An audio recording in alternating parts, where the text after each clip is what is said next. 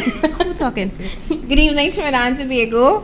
Welcome to the final count. My name is Felice Hole. I'm the chairman of the Candlelight Movement. And I'm Candace Barrett, and I'm the PRO Public Relations Officer of the Candlelight Movement. Good evening. We are very excited to be opening the program tonight. We have a lot of exciting news and you're going to see a lot of action behind both Candace and myself and all of the speakers tonight, because behind me on the table right now, you are witnessing our first... It's 100,000. 100,000 petition signatures. And I mean, I wish we had an applause soundtrack to play right now, but all of us in our heads and all of us when we hit that 100,000 number, I think it was very exhilarating.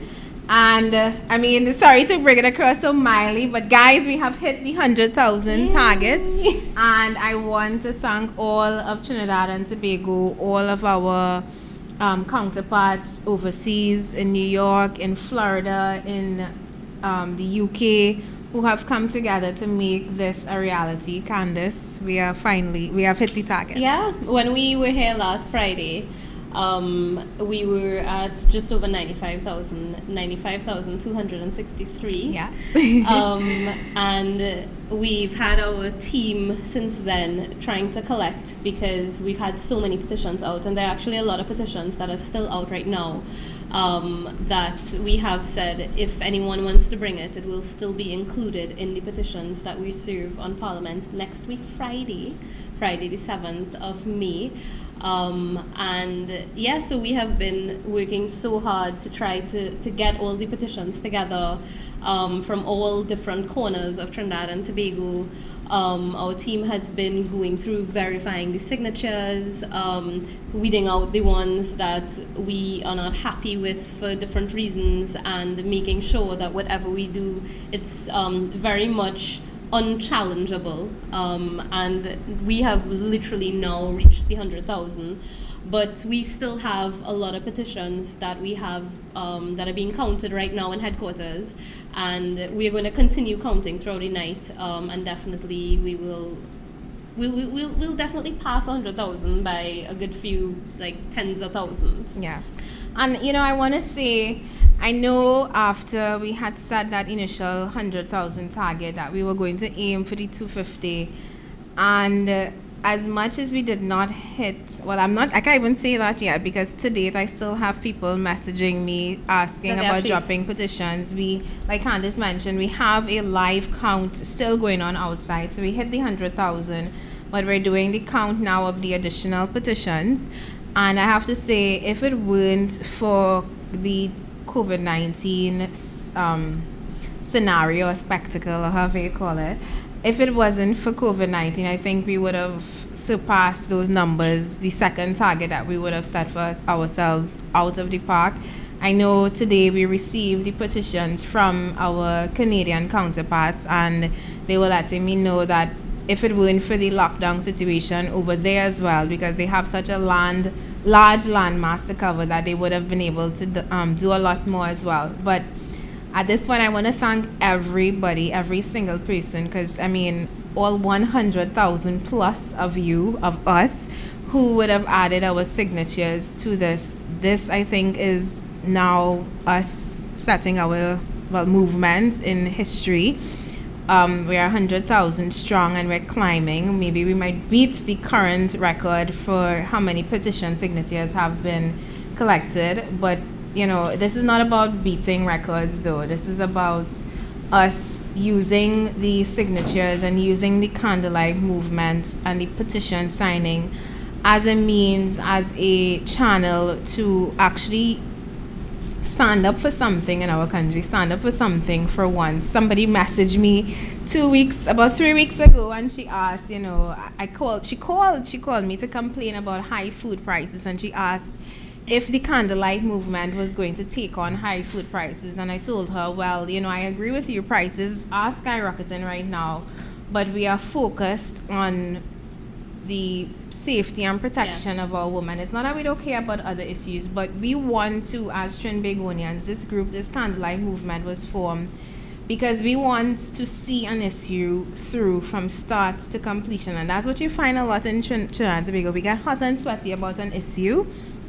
And then you drop it after a short time. Yeah. Somebody had tagged me when in one of those news articles when the motorcyclist, I believe, died after he hit a pothole. Mm-hmm. And they were like, "Oh, potholes are something that you guys should also address."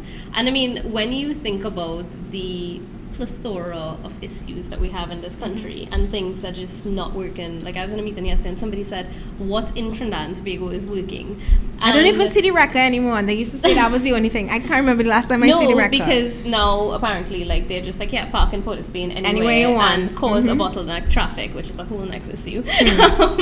But yeah, nothing in Trinidad works. And I mean, I agree with you 100% and wholeheartedly when we say that this is about safety, and to me, it has always been the most important issue. I mean, high food prices, unemployment, the state of the nation, rules, all those things are immensely important. Coronavirus, apparently.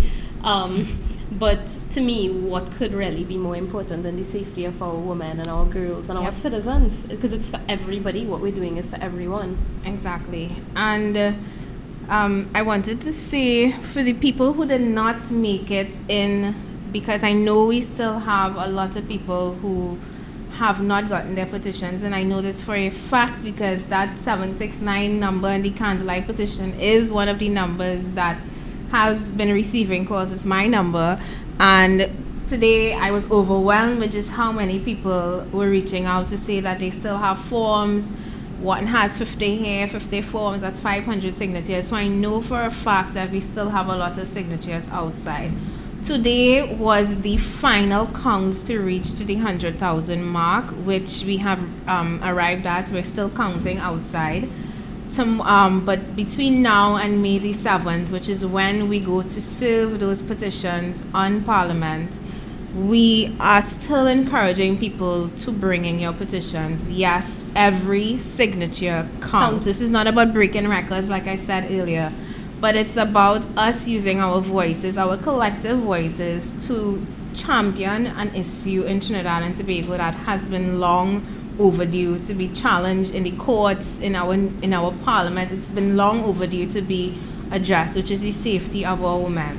The one thing though, people, if you have not yet gotten your signatures in, is that if you do want to get your signatures in, we are asking that you make that extra effort to bring it to headquarters. We have had hubs set up in North, East, South, Central, Tobago, but we've gotten to the point now that we've made several trips and we can no longer facilitate that. So we're asking if you do have your petitions outside, drop them here for us at our headquarters. The number to call if you would still like to drop in your petitions, 7694590. That's the number at the bottom of the petition form.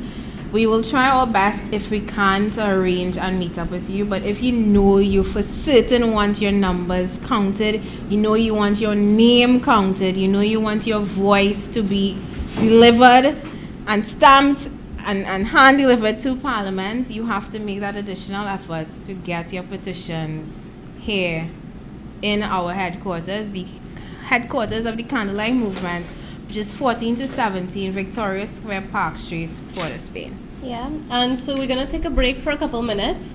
No break? No break anymore. We were going to take a break to do some counting, but we're now at 104,000. Nice. So we're at 104,000, so we're going to take a quick break and come back to you guys. Please stay tuned for the final count.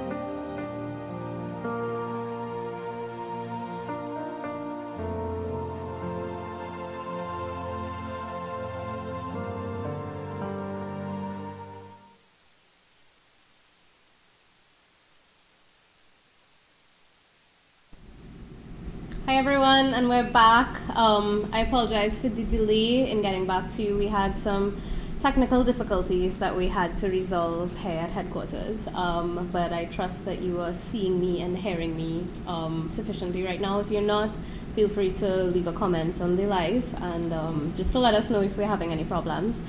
So for those of you who are now joining us, a couple minutes ago, my sister Felicity and I were here, and we were sort of giving you a running count.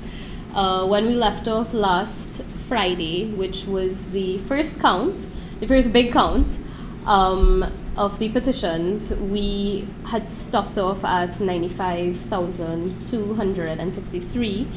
And because, well, really for the last few weeks, we've been trying a lot to just get back the petitions, because logistically we've had petitions all corners of Trinidad and Tobago, and getting out the petitions was one thing, but getting them returned has been, you know, a little bit difficult, trying to coordinate everything. So the first count was 95,263, and when we joined a short while ago, we had just about 100.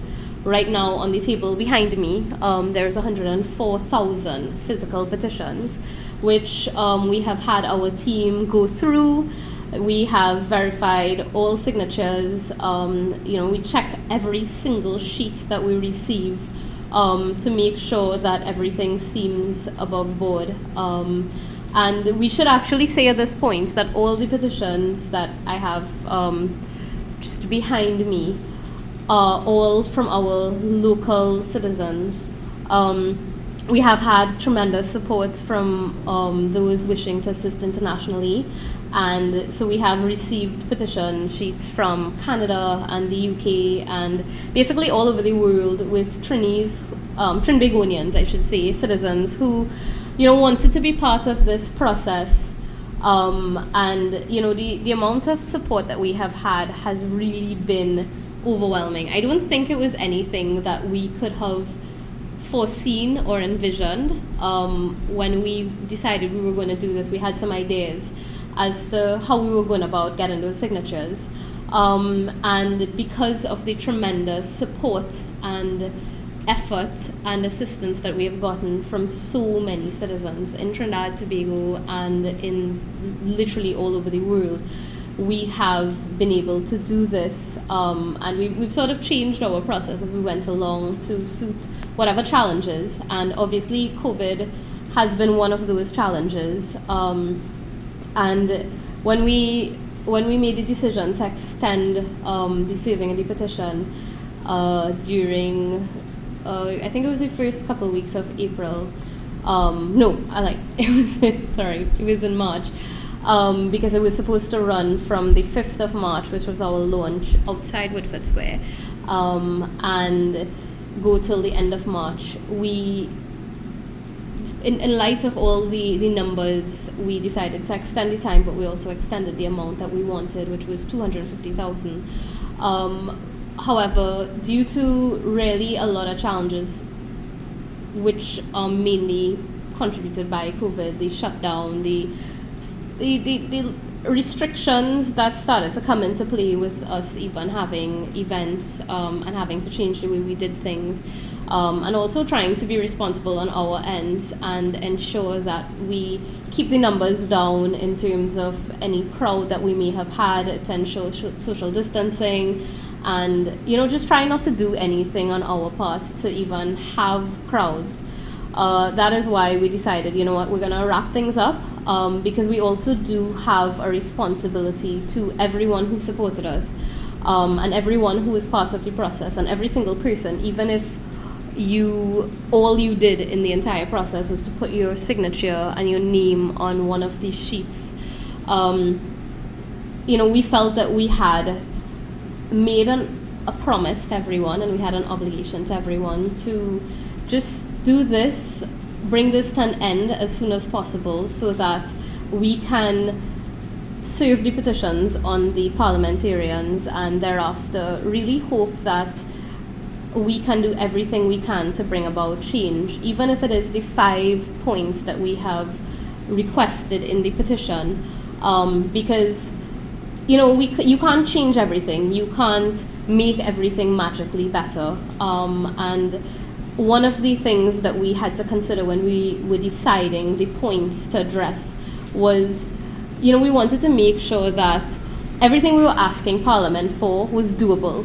That everything we're asking for is very straightforward. And it really makes you wonder, why is it that it's been since January, on the 29th of January was when Andrea Barrett, Friday, that Andrea went missing. And the following Thursday, the next Thursday, was the 4th, and that was when they found her body, after everyone basically in this country was invested in some way or the other in her being found.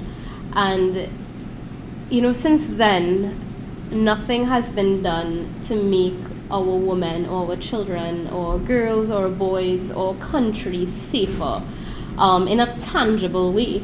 And I think in a way it's unfortunate that we have had to bring this petition, because what could really be more important than the safety of our citizens? Sorry, what number is this? 108,000. Okay, so we just got 4 more thousand added, so we're at 108,000 petition sheets. So as I was saying, what is more important than protecting our citizens from the reality of crime? Because, there's so much going around about coronavirus, and, I respect whatever is out there. I don't know if I'm in a position to challenge the numbers. I don't honestly agree with them. And I do think that there is a lot of misinformation being fed to us as citizens. But that aside, what has been done since these horrific incidents that leaves the country traumatized, that leaves women and girls and families devastated, and also very much afraid to go about their daily lives? And, so Andrea went missing the end of January. Ashanti Riley, in December, they found Ashanti, and it's very, the dates and the similarities between Andrea and Ashanti, I think, are really staggering. Almost 2 months exactly was when Andrea was found to when Ashanti was found. And even going further back to Shannon. Shannon was found in December 2016, and I don't know how many viewers are aware that this Monday that has gone, the 26th of April, Shannon would have celebrated her 25th birthday. And obviously we know that her time here has been cut short by these horrific atrocities that were committed against her, and which has really led us to having none of these ladies with us, and none of the ladies would have celebrated another birthday. And you go so far as to Sean Luke and Akil Chambers, and you wonder, why is it that nothing has ever happened to bring about change in this country? Why is it that the people who are in charge, regardless of who it is, regardless of who's in government, why is it that there's not a focus on making our country safer? Because there's so many things, seemingly little things in the grand scheme of regulation, but things that in a very tangible way will protect our citizens. There's regulating PH taxi, and there's a lot of stakeholders involved. So I will tell you my personal opinion in terms of the PH taxi situation. I really always said, get a H car, get a H license, do what you have to do, go through the process, because part of the process is to get a certificate of character, which means that if you don't have a conviction, then you can be entrusted to become a taxi driver on our roads, and that's how it should have been. But I do know that there are many competing interests, and even, for example, with the decriminalization of marijuana, if it is, which now is not so much of an issue. So if it is that you had, let's just say, as we say in Trinidad, a small weed charge, which now would not have been something that was wholly legal and would not have been a stain on your character, then you would be prohibited from getting a taxi badge. So, I know there's a lot of things that we have to consider, and there's a lot of stakeholders, and traveling public as well would be affected by any sort of, major overhaul that isn't properly thought out. But it is not impossible to ensure that the PH taxi situation is regulated.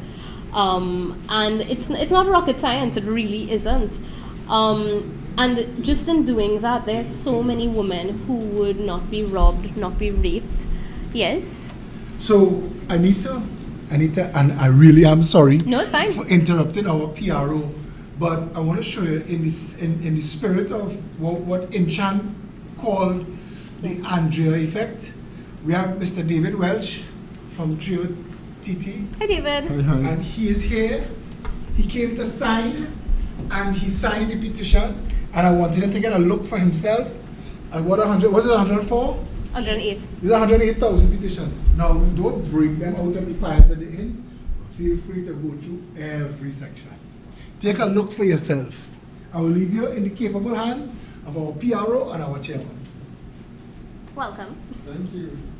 It's unbelievable in person, because on social media it's all talk.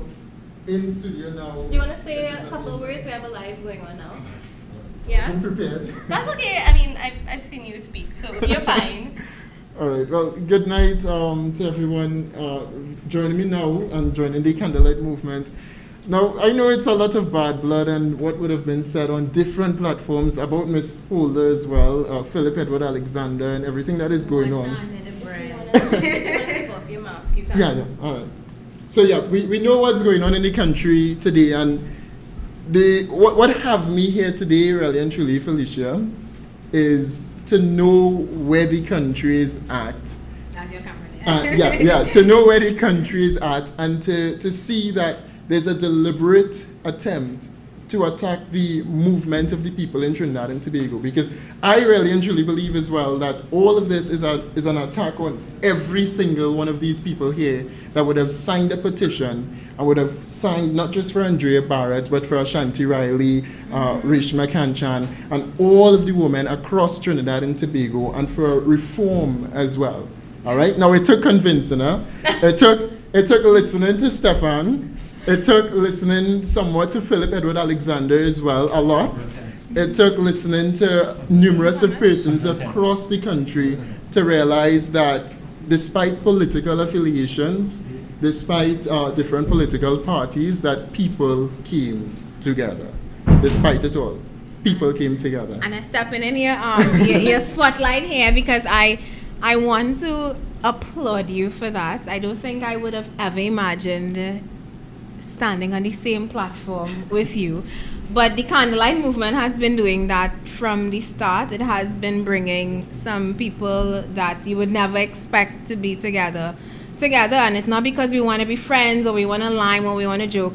It's literally because we have decided to put all the bullshit in the past, and yes, I said the word, and to stand together on an issue that is so very, very, very important. And I saw somebody who I knew him from Pep Days, Nicholas Diker, and I saw him post something the other day that really warmed my heart. He said, forget the whole PNM and the UNC bacchanal. If we just care about each other, and I'm paraphrasing here, but his words basically said that we need to just put all the bacchanal aside and treat each other like human beings. And I think that along the way we have lost a lot of that, and I see the Candlelight Movement bringing that back. I'm seeing unlikely people that you wouldn't expect to be involved, to be speaking out. Jody Mohammed is one of the members of the Candlelight Movement, and she's on her way here. She's a radio personality on Platinum Hits 103.5, and I listened to Jody's posts these days. She's very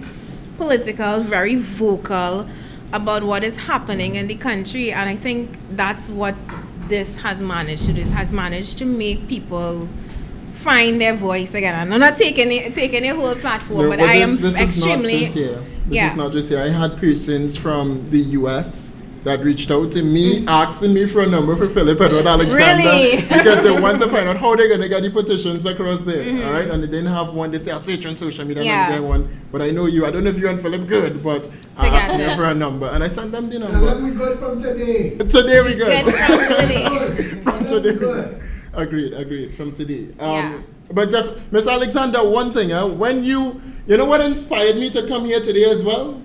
When you walked from Arima in the rain all the way down, I said, nah, something really, really different. And I said, I have to come down one day. I didn't know where the studio was. In fact, I was in Port of Spain and I saw you. And actually, I saw you. And I said, a good soul. He's really a good soul. A young fella, let me tell you something. And I want to say this, and I love that we have opportunities to build bridges. And again, Andrea Barrett, thank you for all that you've done for this country, because you help us tear down walls. You've given us these opportunities. Brother. Thank you. And props to all of you. Seriously, props to all of you, Miss Felicia. You know me. I know you, but oh God, Candace, the glory in the moment. Props to all of you for putting all of this together and for the 100,000 plus signatures here today. Absolutely amazing. But before I go, I want a t-shirt. You want a t-shirt? I want a t-shirt. Definitely. What size? I'll take it in medium.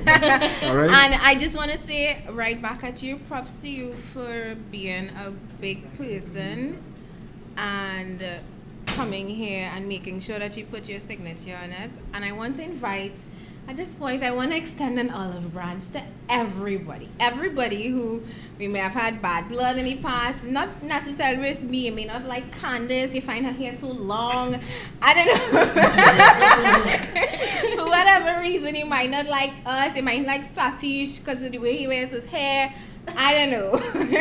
But for whatever reason, if you let any personality or anybody you didn't like or anything in the past stop you from adding your signature to perhaps one of the most important documents you'd ever add your signature to, do not let it stop you. You're not doing this for me, for Satish, for Candace, for David. You're not doing this for Philip. You're not doing this for anybody other than yourself and the people that you love around you, your loved ones, the young women around you, young children around you. This is who you're doing this for. The 5 points, if we could touch and if the government could seriously address the 5 points on this petition, I think we as a nation would really make a step forward. But we're not stopping there. The serving of the petition is on May the 7th, and like I tell many people, that is not the end, it's actually the beginning. So Agreed. Yeah. Now, I will also drive down as well for that signing of the petition. lovely. Great. Philip, you were saying something in the back. I was just trying to remind him to bring his crew on the 7th. Yeah. Bring Yes. Vicky. Yeah. I will. Bring Vicky I and will. make sure she signs the petition. Sure. Vicky, I invited you before to sign, and I invite you now. Come down, let's sign, let's hug it out. Join the sisterhood. We have a nice little. Hey, I like Vicky. Me and Vicky have a good thing. I'll tell her to come now just for Candace. Just for Nice. Candace. All right. All right? And I will not take over your show. That's fine. We're happy to have you. No problem. Thank you so much. And I love you. You're too funny.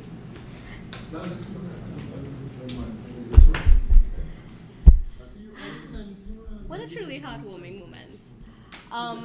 For so many of us, I don't know if you all know, but David is a member of Trio, together with Vicky Rampersad, and they honestly do a lot of good work in terms of a lot of social work and domestic violence. And I had actually met Vicky through one of her outreach programs with domestic violence. So I mean, it is really great to have the support of David and Vicky and anybody else, because at the end of the day, I'm glad that, you know, we could just put personalities aside and we could put whatever else aside, because, you know, I was thinking for the few people that feel strongly against this for whatever reason, isn't trying to protect your loved ones more important than us? Because this is bigger than us. I mean, we are really just trying to do something and to facilitate something, but the end result is that we are doing this for a better Trinidad and Tobago, and a safer Trinidad and Tobago. Because if you think back to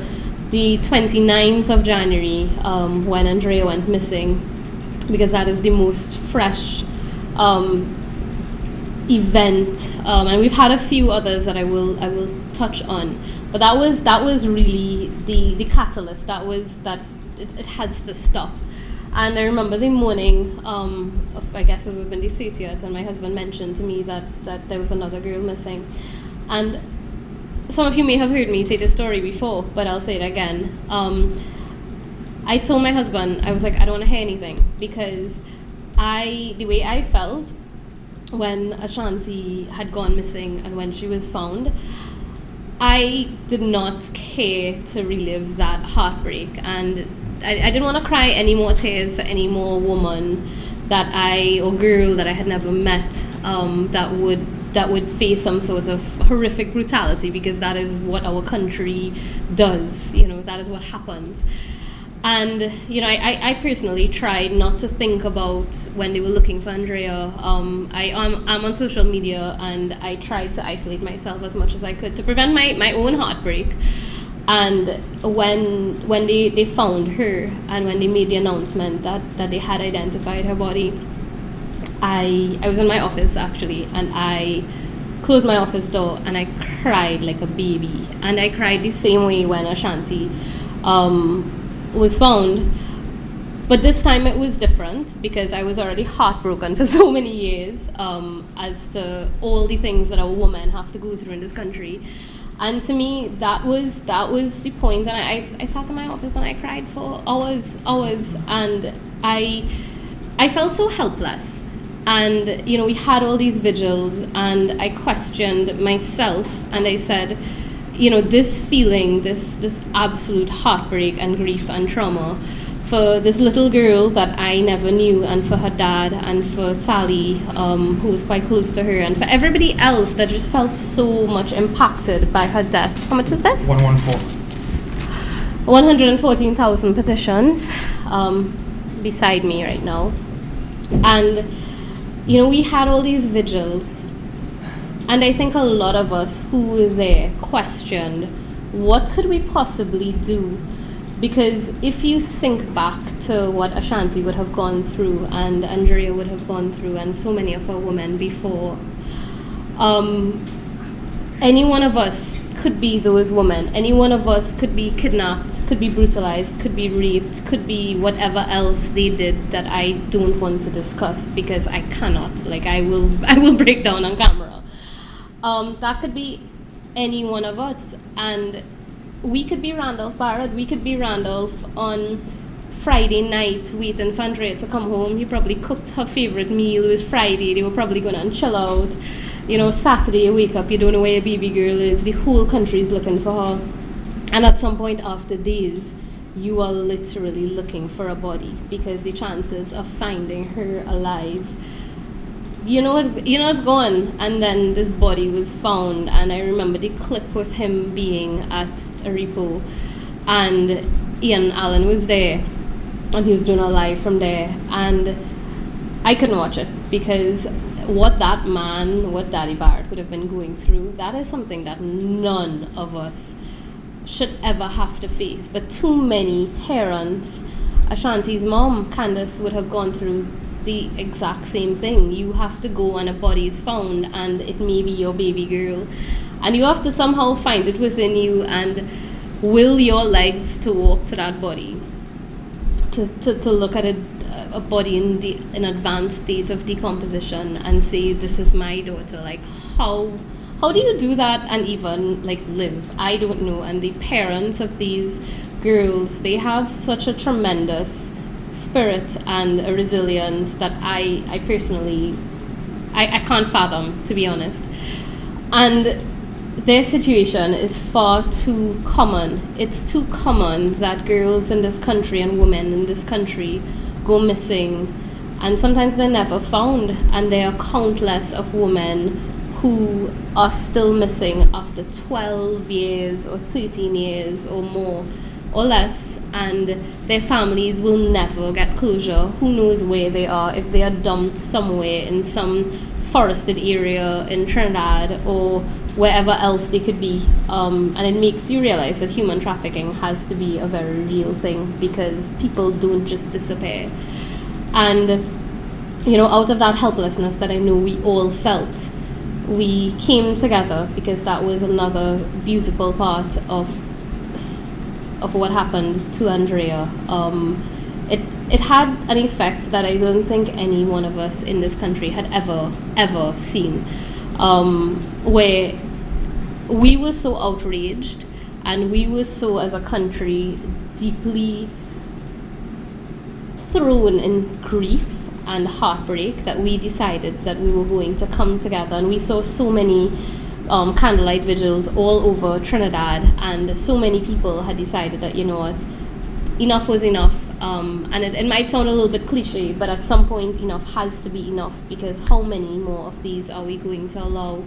And how many more parents are going to have to take flowers to their little girls' graves to celebrate their birthdays or the anniversary of their deaths? That is horrific, and that is something that no parent should have to deal with. I mean, I don't know if anyone has been following what was happening with the Sean Luke trial this week, and if you read some of the articles, it is horrible what Pauline, Sean Luke's mom, has had to face, because she has had to, this week, she had to identify the underwear and the pants that her son was wearing, and she could not keep her composure, because it was the first time since he had been killed, been brutalized and murdered, that she had seen his article of clothing. And could you imagine? I mean, if you can't conceptualize it, read some of those articles with the Sean Luke trial that's going on right now, and put yourself in Pauline's position. That is something that absolutely no parent or no mother or no father should ever have to go through. And you know, it's 15 years later, and she now has to go to the trial, relive the trauma of what has happened to her 6-year-old baby boy, and hope that there is some degree of justice. But can there really be justice after 15 years? 15 years she has been waiting for some sort of closure. She has lived every single day of her life deeply in grief because of what they did to her baby. And you know, we had her at the vigil that we had at Baraka Grounds in Chaguanas in March, and her grief from the time you saw her, there was no way that you could mistake it, because she was not, sorry to say, a normal person. She was a broken person, and just looking at her was heartbreaking, because that should never have happened. And we all have a responsibility. Having been touched by one murder or the other, we all have a responsibility to do better, and to protect our little girls, and to protect anybody we can, because, you know, being your sister's keeper, that shouldn't just be some fancy hashtag on social media. It should be a commitment from you to really do what you can do, whatever is within your power, to make Trinidad better. And if it meant signing the petition, if it meant supporting the cause just because you wanted a better Trinidad and Tobago, that's what you should have done. It wasn't something for keyboard warriors to say, well, you know, this one and that one and politics and this and that. Like, that's not what it's about. And if you can't find it within you to put that aside, then you have to ask yourself, are you really not happy with the way things are?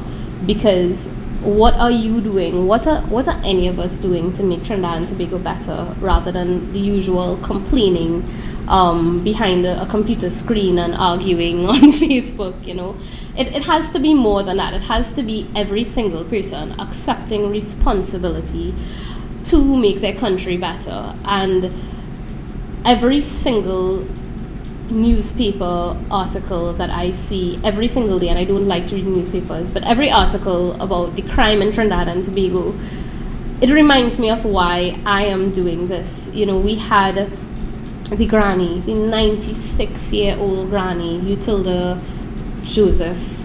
I believe she was from Siparia, and someone broke into her house, bound her, and strangled her with their bare hands. Like, her autopsy said her cause of death was manual strangulation.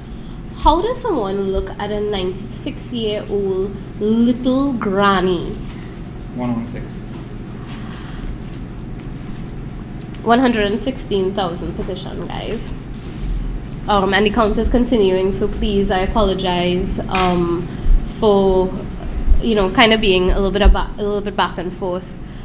How does somebody look at a 96-year-old granny who has lived her entire, almost like a century of her life, and wrap their hands around her neck and strangle her? Like, what kind of demon can do something like that to someone? And just, I think it was a few weeks shy of her turning 97. Like, that should not happen. And then the 85-year-old lady who woke up, the 26-year-old suspect is in custody. I believe he was denied bail this week. And he raped, sodomized, started to ransack her house to steal things. And then I think she tried to escape, and he choked her and dragged her back into the bedroom, and then she escaped. But how do you look at an 85-year-old lady and you're 26 years old and you have so little respect or regard for life or compassion that this is what you can do to her? Like, it wasn't enough for you to go into her home and take what you want, tie her up, whatever, and take what you want.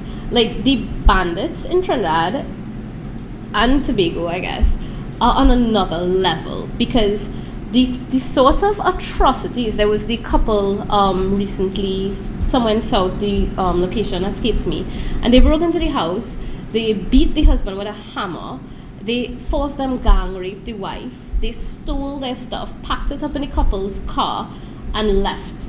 How do you do that? Why would you do that?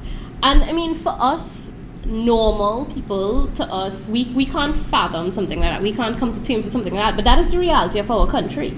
And until our politicians start protecting us and start saying that this cannot continue, in the same way that they have done COVID, apparently, nothing will ever change. And in January, in February, when we were having the vigils, the week of Andrea's funeral, we were saying, they're waiting us out. And we were begging people not to have a 7-day or 9-day attention span for something, because that's what we do. We care for 7 to 9 days, and then it's life as usual, unless it's something like carnival or cricket or, I guess, politics or maybe even KFC. I don't know. But those are the things that interest Trinidadians, not the rampant crime and brutality and rape and now sodomy of grannies. Not the things that are happening to innocent girls like Ashanti and Andrea and Shannon and Asami, and the list goes on. We just go about our lives like nothing happened. And to an extent, sometimes it's a coping mechanism, but at some point we all have to get off of our tails and we have to do something. So I assume that all our viewers would have supported the petition and would have signed the petition. If you have not signed the petition, it is still not too late. We have the petition available at our head office at Park Street. It's the Citizen Union's head office, 14 to 17 Park Street, across from Victoria Square. And if you still want to come and support the cause, please come. We are adhering to all COVID regulations, and just put your name on that piece of paper, because on the 7th of May, we are going to deliver that petition to Parliament. And I'm sure it's something that you will really want to be part of and really stay tuned for. But come, sign the petition and join us for our motorcade, because that is the only way that our politicians will realize that we are serious about something, that we have not just let the memory of Andrea and what happened, or Ashanti and what happened to her, or Shannon, or Akil Chambers, or Sean Luke, or any one of the horrific crimes that has been meted out to our citizens. For persons whose names we can't even recall. I mean, there's the names that we repeat, but there's also Vindra Naipol, there's Terry Tony Joseph's sister, who went missing 13 years ago. There's Ria Sukdev, I believe her name was. There's so many women that are going missing and that have gone missing in the last 15 years and their names are forgotten. You know, we had Mr. Munisa, Rupchan Munisa, if that's his official name, and Mariana was his daughter, and she was brutally killed as she sat in the car right next to him. He had just picked her up from work, and they were driving home happily. He actually, every time he tells this story, he says how happy she was, and they were just chatting, going home. And a guy walked up to them when her car had slowed down and shot her in the head right next to him. And Trinidadians are so devoid of compassion sometimes that he was begging people to take his little girl to the hospital because she was bleeding from her nose and her mouth and obviously her gunshot wound to her head. And people were like, oh, you're gonna get blood in my car. Like, really? Is that really our response? Like, shouldn't it be that you would do any single thing you can to assist this father who is trying to get his baby girl, who was just shot in the head, to the hospital, and people are so concerned about getting blood in their car? Like, that makes me really wonder, where are we going wrong, you know, as a society, and what are we doing to have so many people in this country that can turn a blind eye to somebody's pain and somebody's suffering. And, you know, you don't have to be the absolute most compassionate person to look at somebody whose daughter was just shot and say, how can I help you? You know, and that's something we need to do more about. We need to be our sister's keeper, our brother's keeper. If we see something happening, you have to take it upon yourself, whether you make a police report, because, okay, people, you don't want to get into somebody's business, and I understand that, but at least report it to the police. Because when, a lot of the times when there's a woman who's killed by domestic violence at the hands of her husband or her partner, and after that point, that's when everybody starts to say, yeah, he used to beat her. Look at Amy Anamontoro. Everybody, after the fact, after she was brutalized for however long by, I believe it was her mother's boyfriend, that's when people started to talk about it. But she was tortured before she was killed for such a long time. I mean, they found cigarette burns, she had broken bones. She was somebody's literal punching bag for a while before she died, and only after she died did anyone come forward. And what is the good in that? I mean, yes, okay, hopefully it will bring the perpetrators to justice, but what did you do to try to save this person? And Trinis have a way that they always like to know somebody's business and they always want to mako. But I mean, if you're makoing, do it for a reason. You know, if you hear your neighbor fighting and you want to listen, fine, but then call the police and say, look, I think that she's being beaten. And when Ashanti was found, and they were going to charge this taxi driver who was running PH Taxi as usual, and Aisha Wells, I remember the video with Aisha Wells, and she made the video while she was in her car and she was crying like a baby. And Aisha was talking about how after she came off air that people started to call in and say, yeah, I know that young boy, he was in this, he was in that, he was interfering with people's children. And it begs the question, it took Ashanti being kidnapped, brutalized by this taxi driver and others for you to come forward and say, yeah, we know he was in things because he did things to passengers in the area. Why did you not do something when you knew about it? Because if you had done that, he would have probably been charged, stopped driving PH Taxi, and Ashanti would have been here. But you're coming after the fact to say, oh, well, yeah, I know he was in this. What is the point in that? Why would you not come out? And if you know something is happening, and if you know that there's somebody who's a sicko who's going around driving taxi and raping girls or taking advantage of them in some way, why is it not reported? And I think that is something that we all have to look at, our role in society and our role in facilitating these sorts of activities. Because if you know that something is happening and you don't say something about it, then you're an accomplice. You are letting this happen. And we all have to do better. Every single one of us. I have to do better. You have to do better. Every single person. It starts with all of us. You know, we say be the change, and what do we do to change ourselves? You know, I could stand up here and I could preach peace, love, and compassion, but I also have to look within myself. And I have. I mean, I know a lot of us here, this has been like a soul-searching sort of experience, because we are now at 8 weeks. 8 weeks later since our launch in Woodford Square. And in that time, all of us here have met victims, we've met families, we've met mummies and daddies who don't know where their little girls are. There was, when we were in Tobago, Avanel and I, we met Kelly Saratan's parents, mother Susan Lalchan and Joseph Lalchan, and Kelly had been missing. This year, November, makes it 10 years that she has been gone. She disappeared from their Princestown home. And if you search for Kelly, you will see the face and you will remember her, because when I saw the picture, I don't know if I remembered her name, but when I saw her picture, that is one of the many women that have gone missing. And we have met so many victims, and when you realize how much the deaths of their loved ones impact them, and it doesn't just have to be that somebody goes missing, it's mothers of little boys and fathers of little boys who have been murdered. Latoya, I don't know if you're looking, but hi, Latoya's son, Noah, I believe, was murdered on his 16th birthday.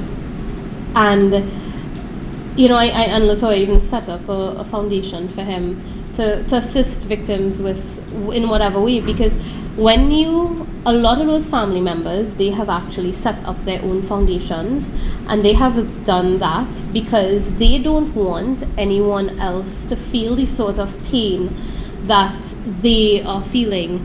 And you know, last night we met Daddy Barrett came and he brought this many signatures for us, this many petition sheets, and it was a huge stack. And we averaged, I know they were counting it out there when I was coming in, but it was about maybe 5,000 signatures. And he did that because his daughter's gone, there's nothing he could do about it, but it's bigger than her, and he acknowledges that, and he doesn't want any other parent to go through what he's going through. I mean, the kind of torture that families in this country have to face, whether it's because of murder or kidnapping or rape, we have a society full of countless persons who are deeply, deeply in grief and who are just living one day to the next. In some cases hoping that their daughter will be found, in some cases trying to find closure and hoping that at least the perpetrators to these horrific crimes are brought to justice. But we need to be more proactive. And we always have this way that we say that Trinidad, that we are reactive. And I even saw that there was a interview with Madam President, Her Excellency Paulamy Weeks, where she said we were reactive as a society. And I thought to myself, I actually don't think that we're reactive. I think that we don't react to things because you care for all of, 5 days, you might cry, you might post a Facebook status, and then you go on with your life, and you've never done anything to try to make anything different. Because we have motorcades, and then that's it. We have candlelight vigils, and then that's it, and it's business as usual until it's one more little innocent, sweet-faced girl that goes missing, and then we want to shed tears, and then we want to light candles. But it has to be more than that. 120. We have 120 petitions right now. Our initial target was 100,000. We're still counting. We still have a lot of petitions out there. And we still have a lot of people who are now, as David Welch has done a few minutes ago, joining to support the cause. And we appreciate every bit of support, because without the support of everyone who has, whether it is just signing the petition or whether it is the countless persons who have come to us, taken petition sheets, walked around. I mean, I don't want to forget anyone's names, and I really was reluctant to call anyone's names, but we had people like Deonath Rampasad and his wife Juliet, who walked around.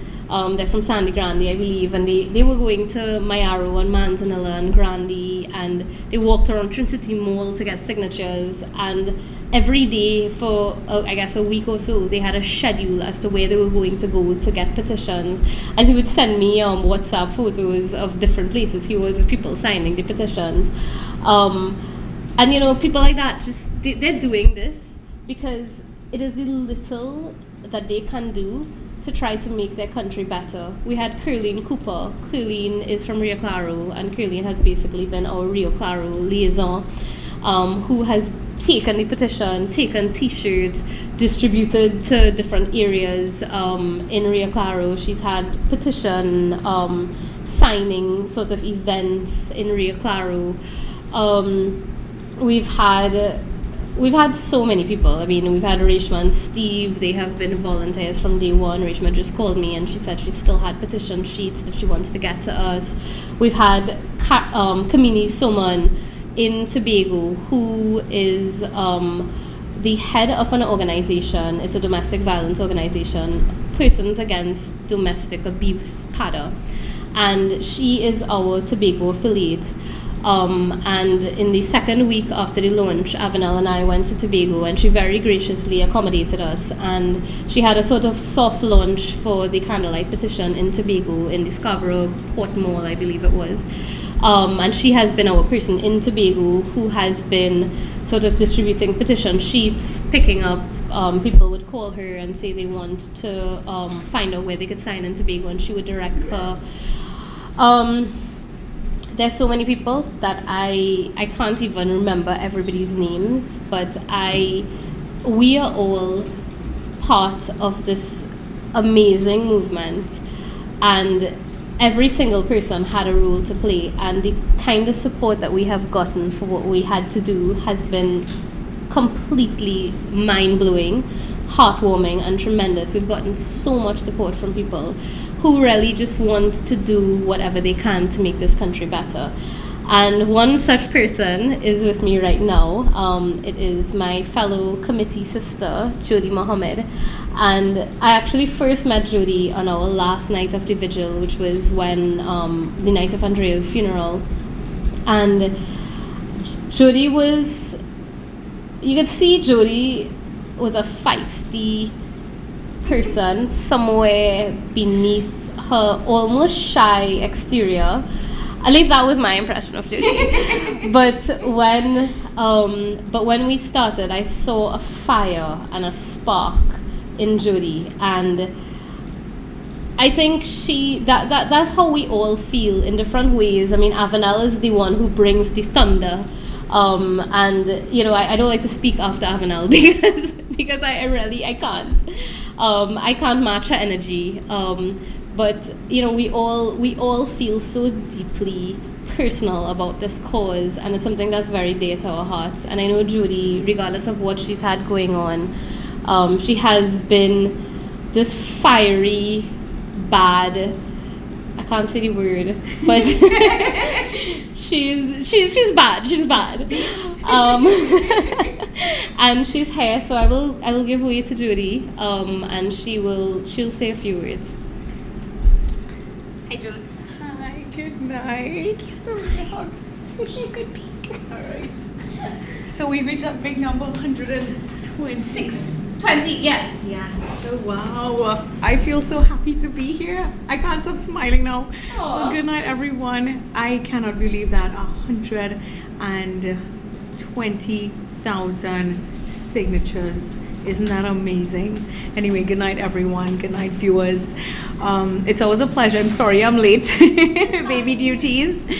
But, coming, it feels a little bit emotional tonight because, we've been fighting this fight for a very long time now. And we've been working so hard towards this. And first of all, I have to thank each and every one of you who went out there and took time to copy these petitions and get all these signatures for us. There's so many people, I was talking about that earlier as well today, that people actually took time off from work, you know, to go and walk around and get these signatures for us. I mean, isn't that amazing? Doesn't that show that everyone wants change in this country? I mean, this Candlelight Movement has brought so much hope to the people of Trinidad and Tobago, because as you all know, we've lost that a long time ago. Hope, especially for the women in this country. And you know, when I came on board to the Candlelight Movement, that speech that I gave so many weeks ago, you know, that was really unexpected. But as a radio personality, I mean, I and a mother and a woman and just a human being, you know, I actually, you know, I've been following all these stories and also always reading and just paying attention to what is happening in the country. And it's so sad to know that, you know, year after year, day after day, week after week, you know, we've been losing so many women, so many people, children, everyone, you know, and you know, no justice. We don't, that's the whole thing, that the system is a complete failure in this country, that we don't get justice. What happens? These matters go on in court for years and years, and you know, sometimes these murderers walking around and the victims out there, and you have to face these people. What kind of life is that? And that is why when this Candlelight Movement came together and they asked me to come on board, I jumped on board immediately, because I always said that I wanted to make a difference, even if it was a small difference, that I wanted to be part of a change in at least Trinidad, you know. And this is why I'm so happy tonight to be here, and I am smiling, because 120,000 signatures. I mean, Avenel, Felicia, Candice has done so much too, you know. Philip and the whole crew, everyone, Stefan and everyone else have worked so hard towards this. You guys have no idea how much we've been doing all along, you know, meeting so much just to make sure we get this done. And this just goes to show how much we are fighting, because we care about this country and we care about people. We care about our people and our fellow citizens, and we really, really want to make a change in this country. And if we can get that, all those 4 things, that is 5 things we ask for, right? Passed, this is going to be wonderful. I mean, we always say that at least if we could save a few lives and help save a few, then, you know, definitely we are making some sort of difference. And I had, you know, many instances where people refused to sign that petition. And I wondered why. I said, why are you refusing to sign something that could help you to have a safer life, a safer country for you, not only you, but your family, generations to come? Why? Is it because everyone is thinking, oh my gosh, it's a political thing? But really, if you get these laws passed, this is going to help everyone. And this is why I said, if you don't sign it, then you are part of the problem.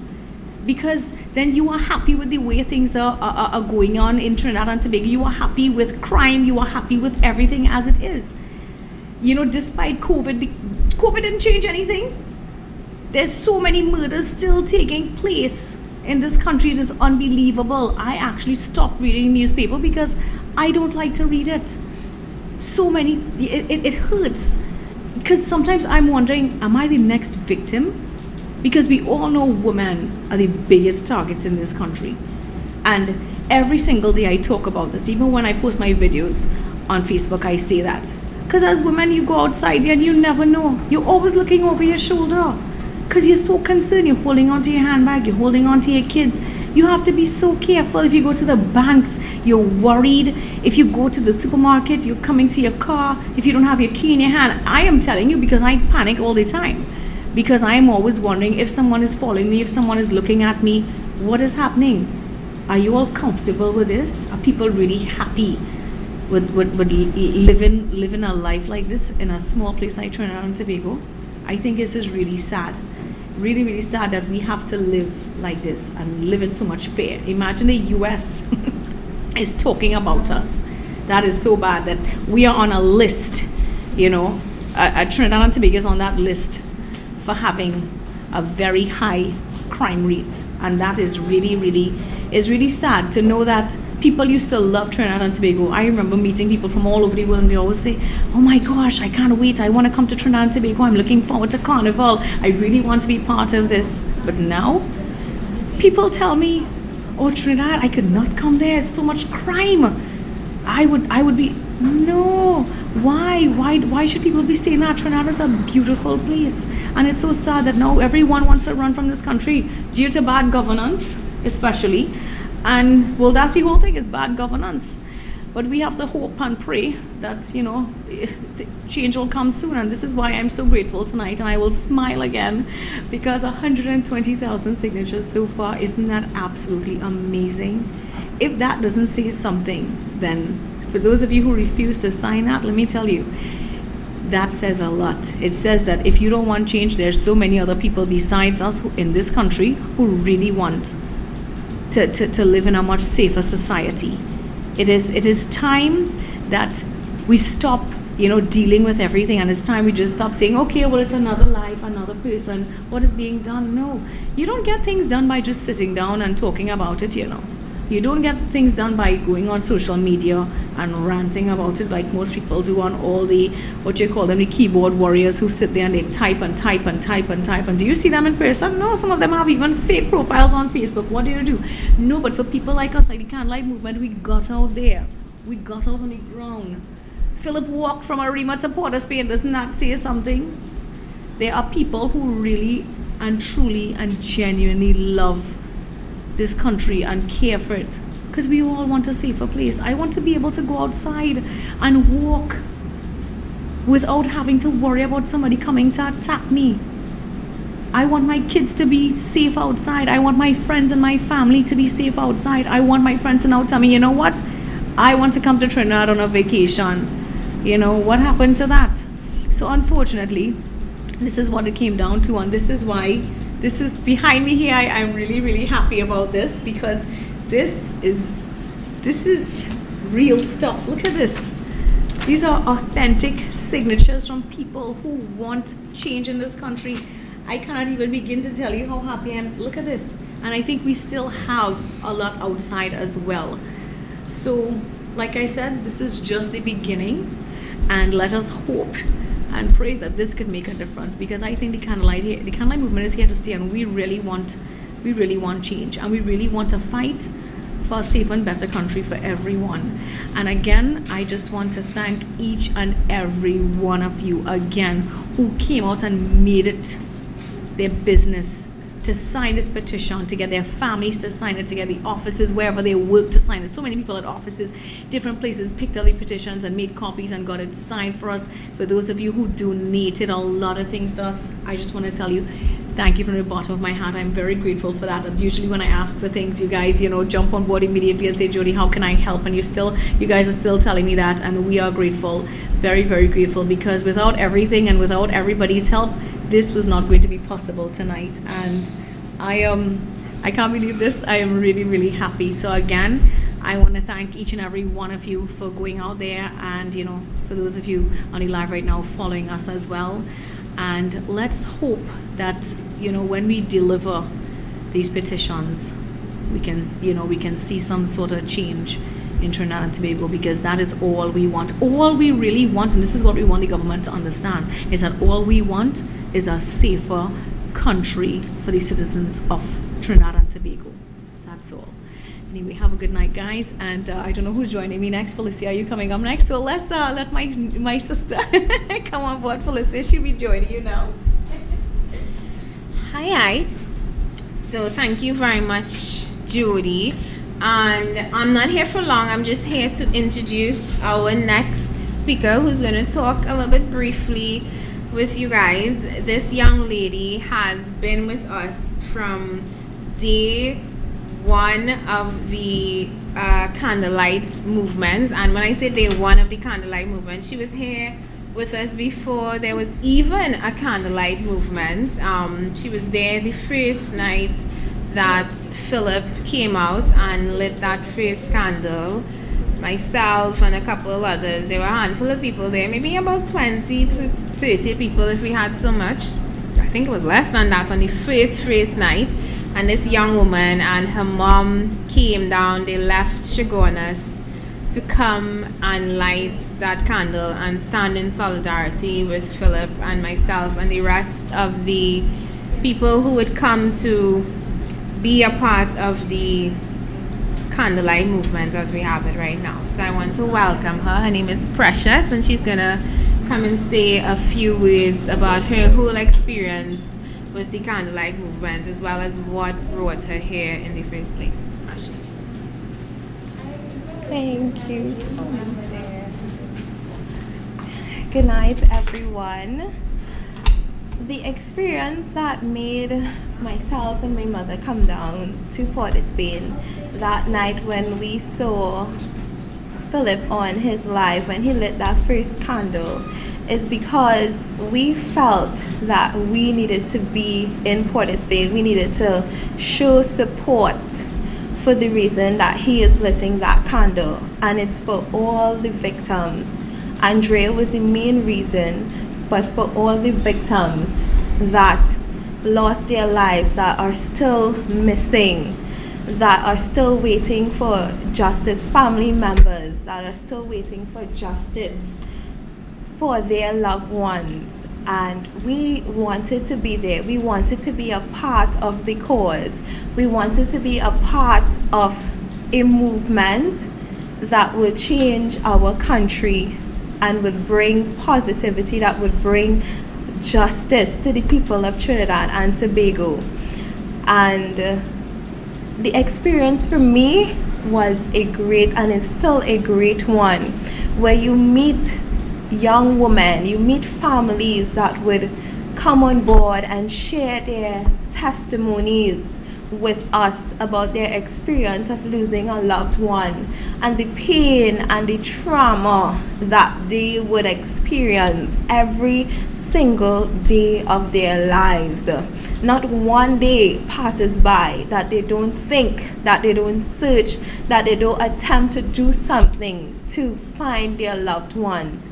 And just that void that they have within their hearts, within their soul, it pains, it pains. I have never experienced a family member missing, but just listening to their testimonies, listening to their cries, feeling the hurt in their voices, hearing it, it just motivates me to continue doing and continue being a part of this movement, knowing it's not just about me, but it's about all the citizens of Trinidad and Tobago. It's about those who are missing. If we can accomplish 120,000 signatures, it's not only me, it's not just the movement, but it's all the citizens of Trinidad and Tobago that saw the purpose, saw the need to put their signature on our candlelight sheet, so that it is important, so that I am putting my name on this sheet to support, to help, knowing that there is a purpose behind this movement. There is a purpose for everything that we do. I know that once you sign a petition, once you sign a petition sheet, you're helping those who need the help. You're helping those who are hurting, who are crying out, waiting every single day. I cannot fathom, I can't imagine just sitting there waiting for my loved one to come through that door, or come through that gate, or just come back home so I can embrace them. I cannot even imagine. But there are those who are experiencing that feeling every single day, wishing, hoping, having faith that one day they would get closure, one day their family member might just be found. So by you signing these signatures, you are saying, yes, I am going to be a part of this movement to help my brother or my sister, to help another citizen. By signing the petition, you are a part of the movement. You are a part of the movement and part of the purpose for which we are doing this. And I just want to thank each and every one of you for signing, each and every one of you for just taking the time and sharing the post on Facebook, for just making others in your neighborhood aware. Some people might say what it is about. You're literally letting them know why you are signing the petition. some might argue they disagree with one of the 5 things that we have on the petition sheet, but you have convinced them to know that it's bigger. The purpose for this sheet is bigger than what you don't like, but it's for the protection of our young women and children in our country. So I want to thank Mr. Philip. I want to thank the entire team of ladies. They are incredible. They are just extremely amazing young women who support, just stopped and just said, listen, I am going to be the forerunners in this Candlelight Movement, and nothing would stop them. No negativity, no backlash, but they knew the purpose for which they were going to do this. So I want to just say goodnight to everyone and thank you, and continue to support the movement, continue spreading and giving and making awareness, giving awareness to each and every person who is not aware of the movement, and just continue being great, knowing that justice one day will be given to those who need it and who want it. Good night, everyone. And I want to bring back on Miss Candice. Thanks, Precious. Yeah. I want to thank Precious so much for those kind words and really just her motivation, her energy, because, you know, part of, you see a few of us quite often, but you don't see the countless ladies and guys behind the scenes who have been here, who have been helping, who have been doing all the things that we need to do to make this happen, because there has been so many things to do to get this, and it has been like a proper group effort. So thank you so much to Precious, and thank you so much to everyone who has been there encouraging us, because, you know, if I had to summarize why I'm doing this, I'd probably say something like, I don't ever want to have to wear pink for a little girl again. I don't ever want to have to wear butterflies for another girl, or purple because it was their favorite color. I want to protect our girls and our women while they're here now, before anything happens. And that is really why we're here, and that's really why we're doing this. Because at some point you have to take a stand, and at some point you have to do something so that this situation changes, because it will never get any better unless we do something to make it better. So I have coming to say a few words, my lovely sister Felicia, who we've been sort of tag teaming for the whole evening, sorry. But Philly is back, and Philly, I swear, is one of the most fierce, amazing young ladies I've ever met. Fun fact is that we both actually went to SAGS, but she was St. Augustine Girls High School. She was a couple years below me, so she's like my little sister. But I can say honestly, I've been so impressed by her. I mean, I've sort of known her more in passing over the last few years, and I know that she has been really amazing in her pursuit and her representation for the People's Empowerment Party. And honestly, that takes a sort of strength that I don't think I have within me, but she has been doing that, and she's been doing that in her fight for a better Trinidad and Tobago. And in the time that we've been interacting since February, I've come to realize that at her core, she will do whatever she can to make Trinidad a better place. And I think as young people, I mean, I don't know if I still fall into the category of young people. Yes, you do. But as young people, you know, that's what we need to do. We need to step up, and we need to decide that we don't want this situation to continue. You know, in a way, we've been conditioned that this is life, but this can't be life. This cannot be what we just let happen without anything else changing or without asking for change. So anyway, a lot about Felicia, but she's really an amazing person, and I really do think that I can see her as being our future Prime Minister. And I swear to God, half the time I look at you and I'm like, yeah, Prime Minister right here. My darling. Hi. No, we should only the whole I'll put it. I'm blushing because I don't like when people talk about me as so long and my whole face feeling red. Feeling hot, sorry. Thank you for those, for that very, God, I'm blushing. I don't know what to say. Thank you for those very warm and sweet and thoughtful words, Candy Cane. That's what I call Candice. I have my nicknames to all my sisters in the Candlelight Movement. I mean, I can't believe it's been so long already. February, March, April. We're about to start a third month since we've been actively. Oh, more petitions coming. What do I want to say? All right, I'll make it fit.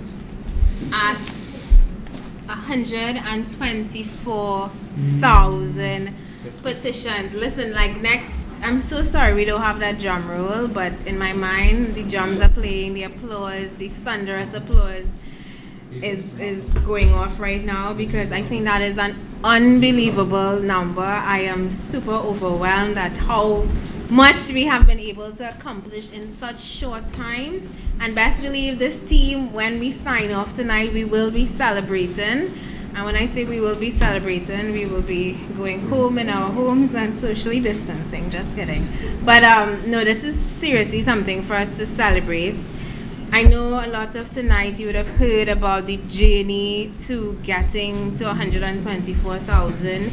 We still have some more speakers to come and talk with you. They're getting a little bit unruly in the back. You might be hearing them. Oh, that's all the excitement from having not just crossed the 100,000, but crossed it convincingly.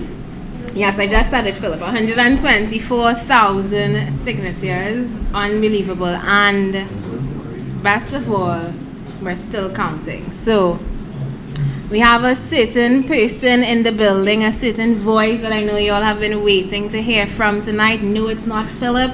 It's the other it's the other personality that you all have been very excited to hear from tonight. Before he comes on though, I just want to say, and I was starting to say, I know you've heard from several of the speakers tonight about the journey that led us to the 124 and counting, 124,000 and counting petitions. But for me, when I reflect on my personal journey, it's been longer than the February. I mean, it goes all the way back to the first time a woman was murdered in this country that rocked me to my core. That was the day the wolf did not reach to my door, but he got close enough to make me panic. And that was well over 4 years ago. And I mean, now that I have managed to be a part of something so significant, it is not wasted on me just what we have managed to accomplish here. If I could have looked forward into the future 4 years ago and seen what I could have been what I would eventually be a part of, I think I would have had a little bit more hope then. But you know, we're here now, and we're at a time now where more people and more voices are willing to stand up and say enough is enough. We've heard from Jody, who I said started out as such a quiet little innocent little radio announcer, and like Candice said, you heard the fire come out of her eventually, and that has been happening to all of us. The fire has just been there bubbling, and now we finally had an opportunity to get it out, to release it.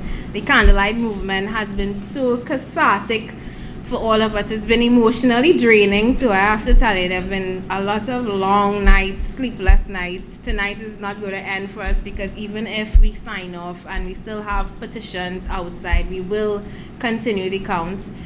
It's been exhausting and emotional, but it's been exhausting and emotional for an absolutely good cause.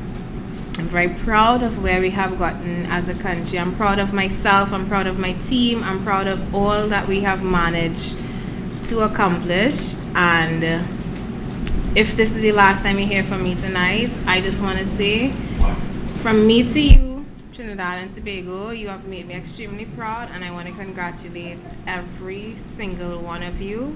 And I want to leave you with these last words. This is only the beginning. Thank you. Oh, wait, but before I go, the gentleman that you guys have been waiting for I think the entire night. I know you've had a lot of estrogen speaking to you, but I do want to welcome to the podium at this moment none other than Mr. Stefan Rees. Yeah? Oh, okay. Hi. Step on up. Oh, just come through. Yeah, just come through. It's a running line. And a good mood tonight. And you are standing up. Don't forget to mention that you're standing up in front of 124,000 signed petitions. Yeah? That's what it look like. That's Nice. what it looks like. All right, so, thanks a lot, Felicia Holder. Thanks to Candice, Jody, and Satish, who's pointing at the camera where I'm supposed to look, much like every director I've ever worked with. Has to remind me that the camera is over here. Yeah, nice one.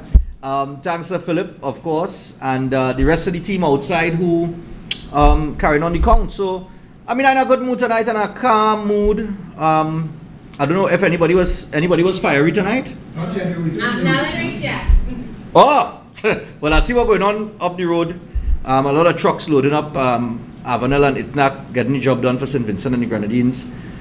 And I heard, I think it's Felicia Hula just now. I think it was Felicia, as you said, it's been tiring. It's been exhausting. Yeah. So, when you stand in front of tables like this with 124,000 signatures, it gives you a little energy again to go the extra yard. It reignites the spark from how many ever weeks or months ago where this began, where the Andrea effect took effect and affected so many people in Trinidad and Tobago. Now, initially, when I heard 100,000 signatures is what we'll be looking for, I will be honest, I said, boy, this is going to be hard, 100,000 people, boy, you could get 100,000 people to do anything in Trinidad and Tobago together. But then, the amount of people started to talk about this as the weeks and passed and the months passed, you realize that this was something that people were not going to let go. They were going to follow through on this.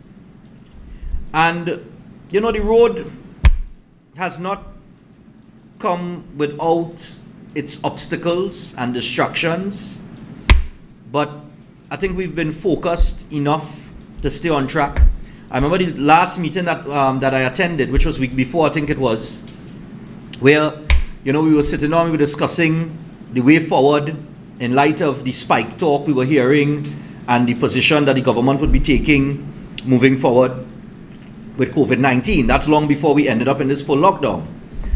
And we were planning how we were going to deliver these petitions. And I remember we were sitting around the table and everybody was like, oh, we need to get this, we need to get this done. We need to get this done.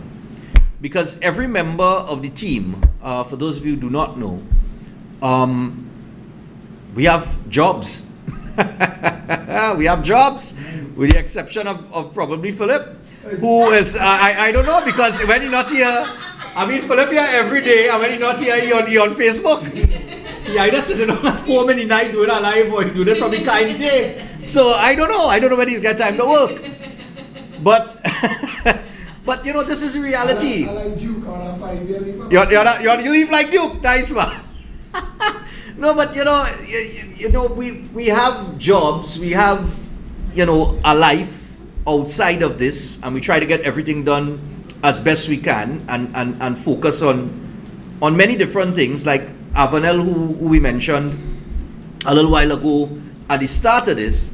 Avenel loading up trucks right now to go down on a ship right outside Synergy TV. I now pass, if you see trucks, if you see pallets with water, and this speaks, when I pass there, and I walk in the building every morning, and we doing our drive as well. I working with my boy Richard Liquor Seller from down in Marabella, and we've been collecting stuff on drop-off points, and we have 2 ships that will sail early next week.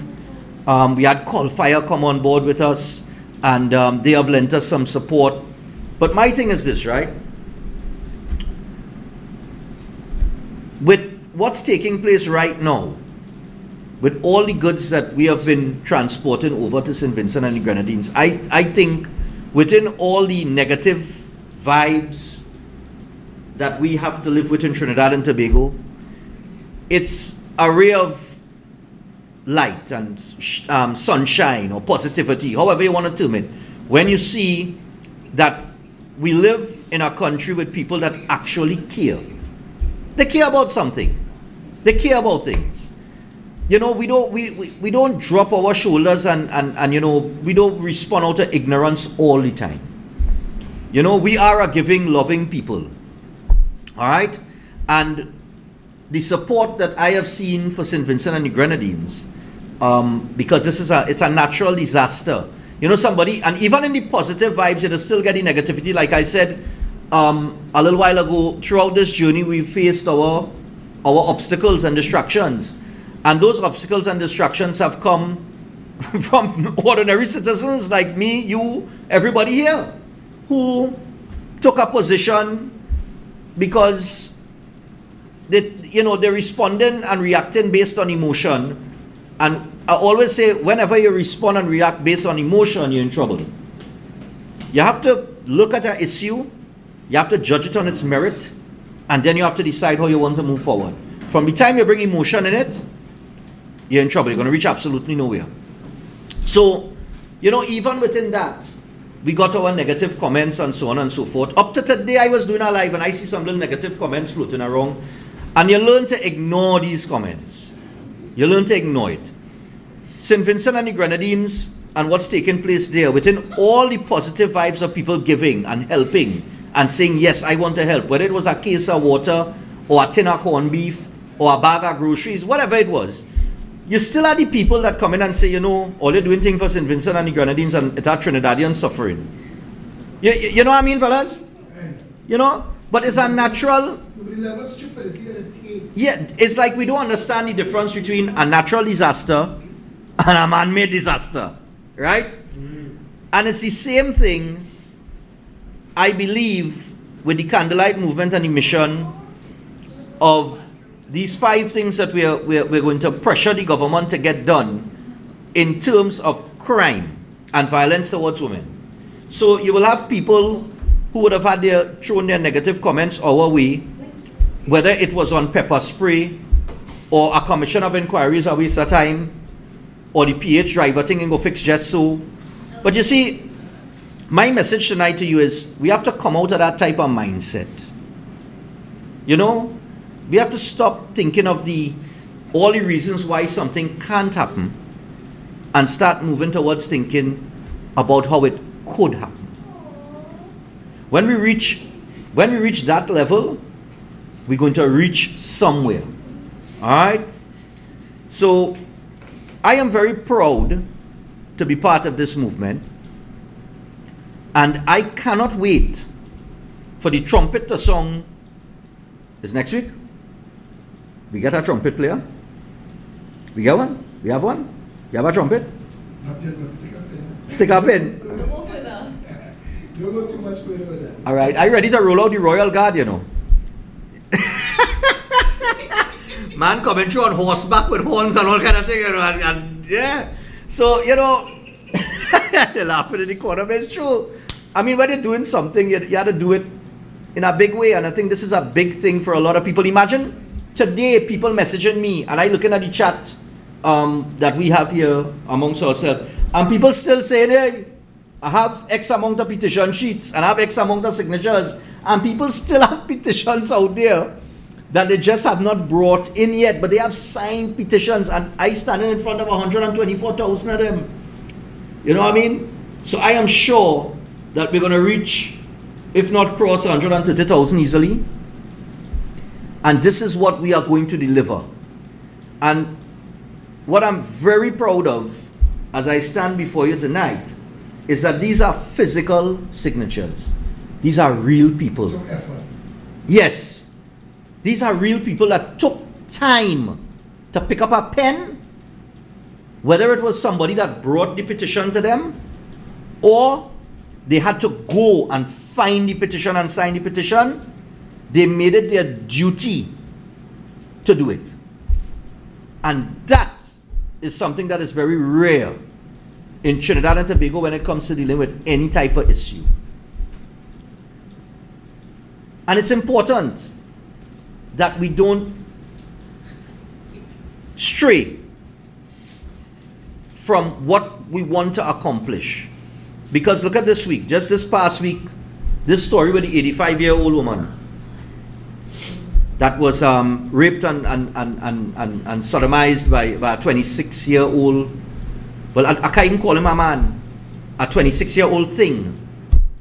I mean, that's the only way I could describe this person, because it can't be a human being. So it had to be a thing, right? If it's not human, it had to be a thing. It had to be a it. Because you couldn't be a man. Because one, a man does not rape to start with. And a human being does not commit an act like that. Alright? So it continues. I think we had a 97-year-old woman that was strangled as well. Manually strangled, yes. I mean, these are things that you read about in the paper, you hear about it on the news, but it really doesn't sink in and hit you until that 97-year-old lady is your grandmother, or that 85-year-old woman is your great aunt or your grandmother, or you know, it doesn't hit you until it reaches home. And we have to move ourselves away from that individual approach, well, it didn't happen to me, to a more collective approach of actually trying to put yourself in that position. That's what I do. And I explained it on television one morning. I said, you know why I'm so passionate about the work I do? You know why I trip off sometimes on air? Why I trip off on my lives? Like this morning, I trip off. I trip off this morning because a man got me vexed when he called into my program. He got me vexed, and I wasn't going to let it go because he wrong. And I'm not going to let somebody be wrong and just slide. I'm going to take you up on it. Alright? I am going to take you up on it. But I'm very passionate about certain things. And one of the reasons why is because I've met a lot of people along the way. Alright? Victims of crime. I'll never forget the first day I met Jesse Bipan's father. Jesse Bipan's father called me because he had gone to Ian Allen. He had gone to the police. He emailed or he messaged or he sent a letter to the commissioner of police about his 17-year-old son, his 16-year-old son that was killed on the side of a school during school hours. And it amounted to nothing. So here we have a father and a mother, and the mother's getting sick by the day because she's grieving. She's traumatized, she's grieving. It has affected her mentally. And I think we underrate the mental effect that crime has on people close to the victims.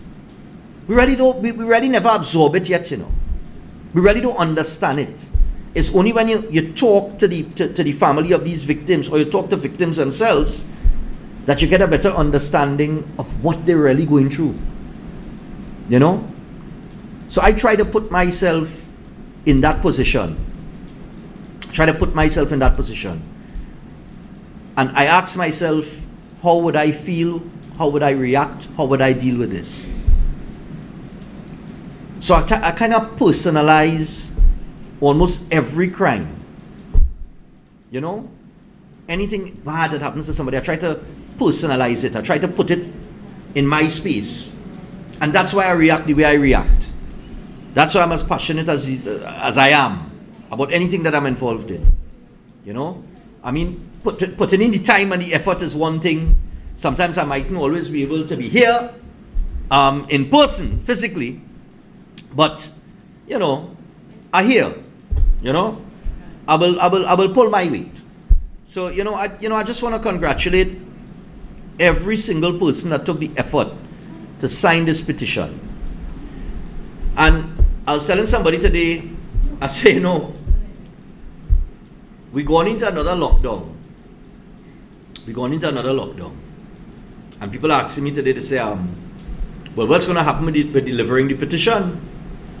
And I said, well, the lockdown ain't going to stop that. You understand? It's going to be delivered. But I also want to remind you all that the government of the day has said a lot of things, and they've promised a lot of things, and they have tossed up certain things that you like pepper spray come in. I remember watching the Minister of Works and Transport, Ron Sinanan, standing in front of some of the PH drivers and taxi drivers and saying that we're going to work towards fixing the PH driver issue. They say a lot of things, and then the distractions come. After yesterday, how many people really studying pepper spray? On a serious note, how many people do you think really have pepper spray in their conversation right now? As simple as that. As something that a woman could have in light of everything that has taken place in the past and presently, but as something that a woman could have to protect herself. That conversation has almost faded away. 125,000. Nice, man. Could I get it in dollars? Yeah. So,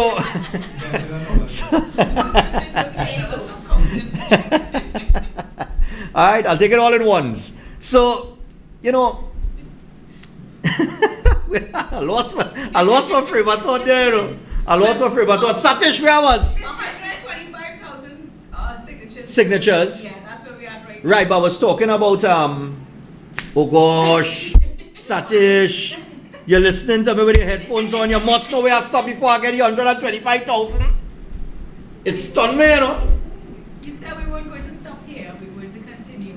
No, we were going to. Yeah, I said we have to continue. Right. But I was talking about, I think it was crime on the whole. All right? I really can't remember where I left off, but I'll just go with the flow here. All right? Like a candle in the wind. All right?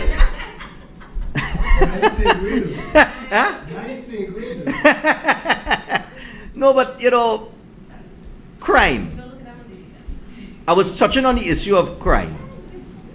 You know what I tell a man today? I said we have been in a crime pandemic probably over the last 15 years. A crime pandemic.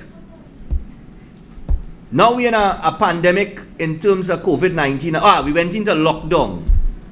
That's where I was, the lockdown.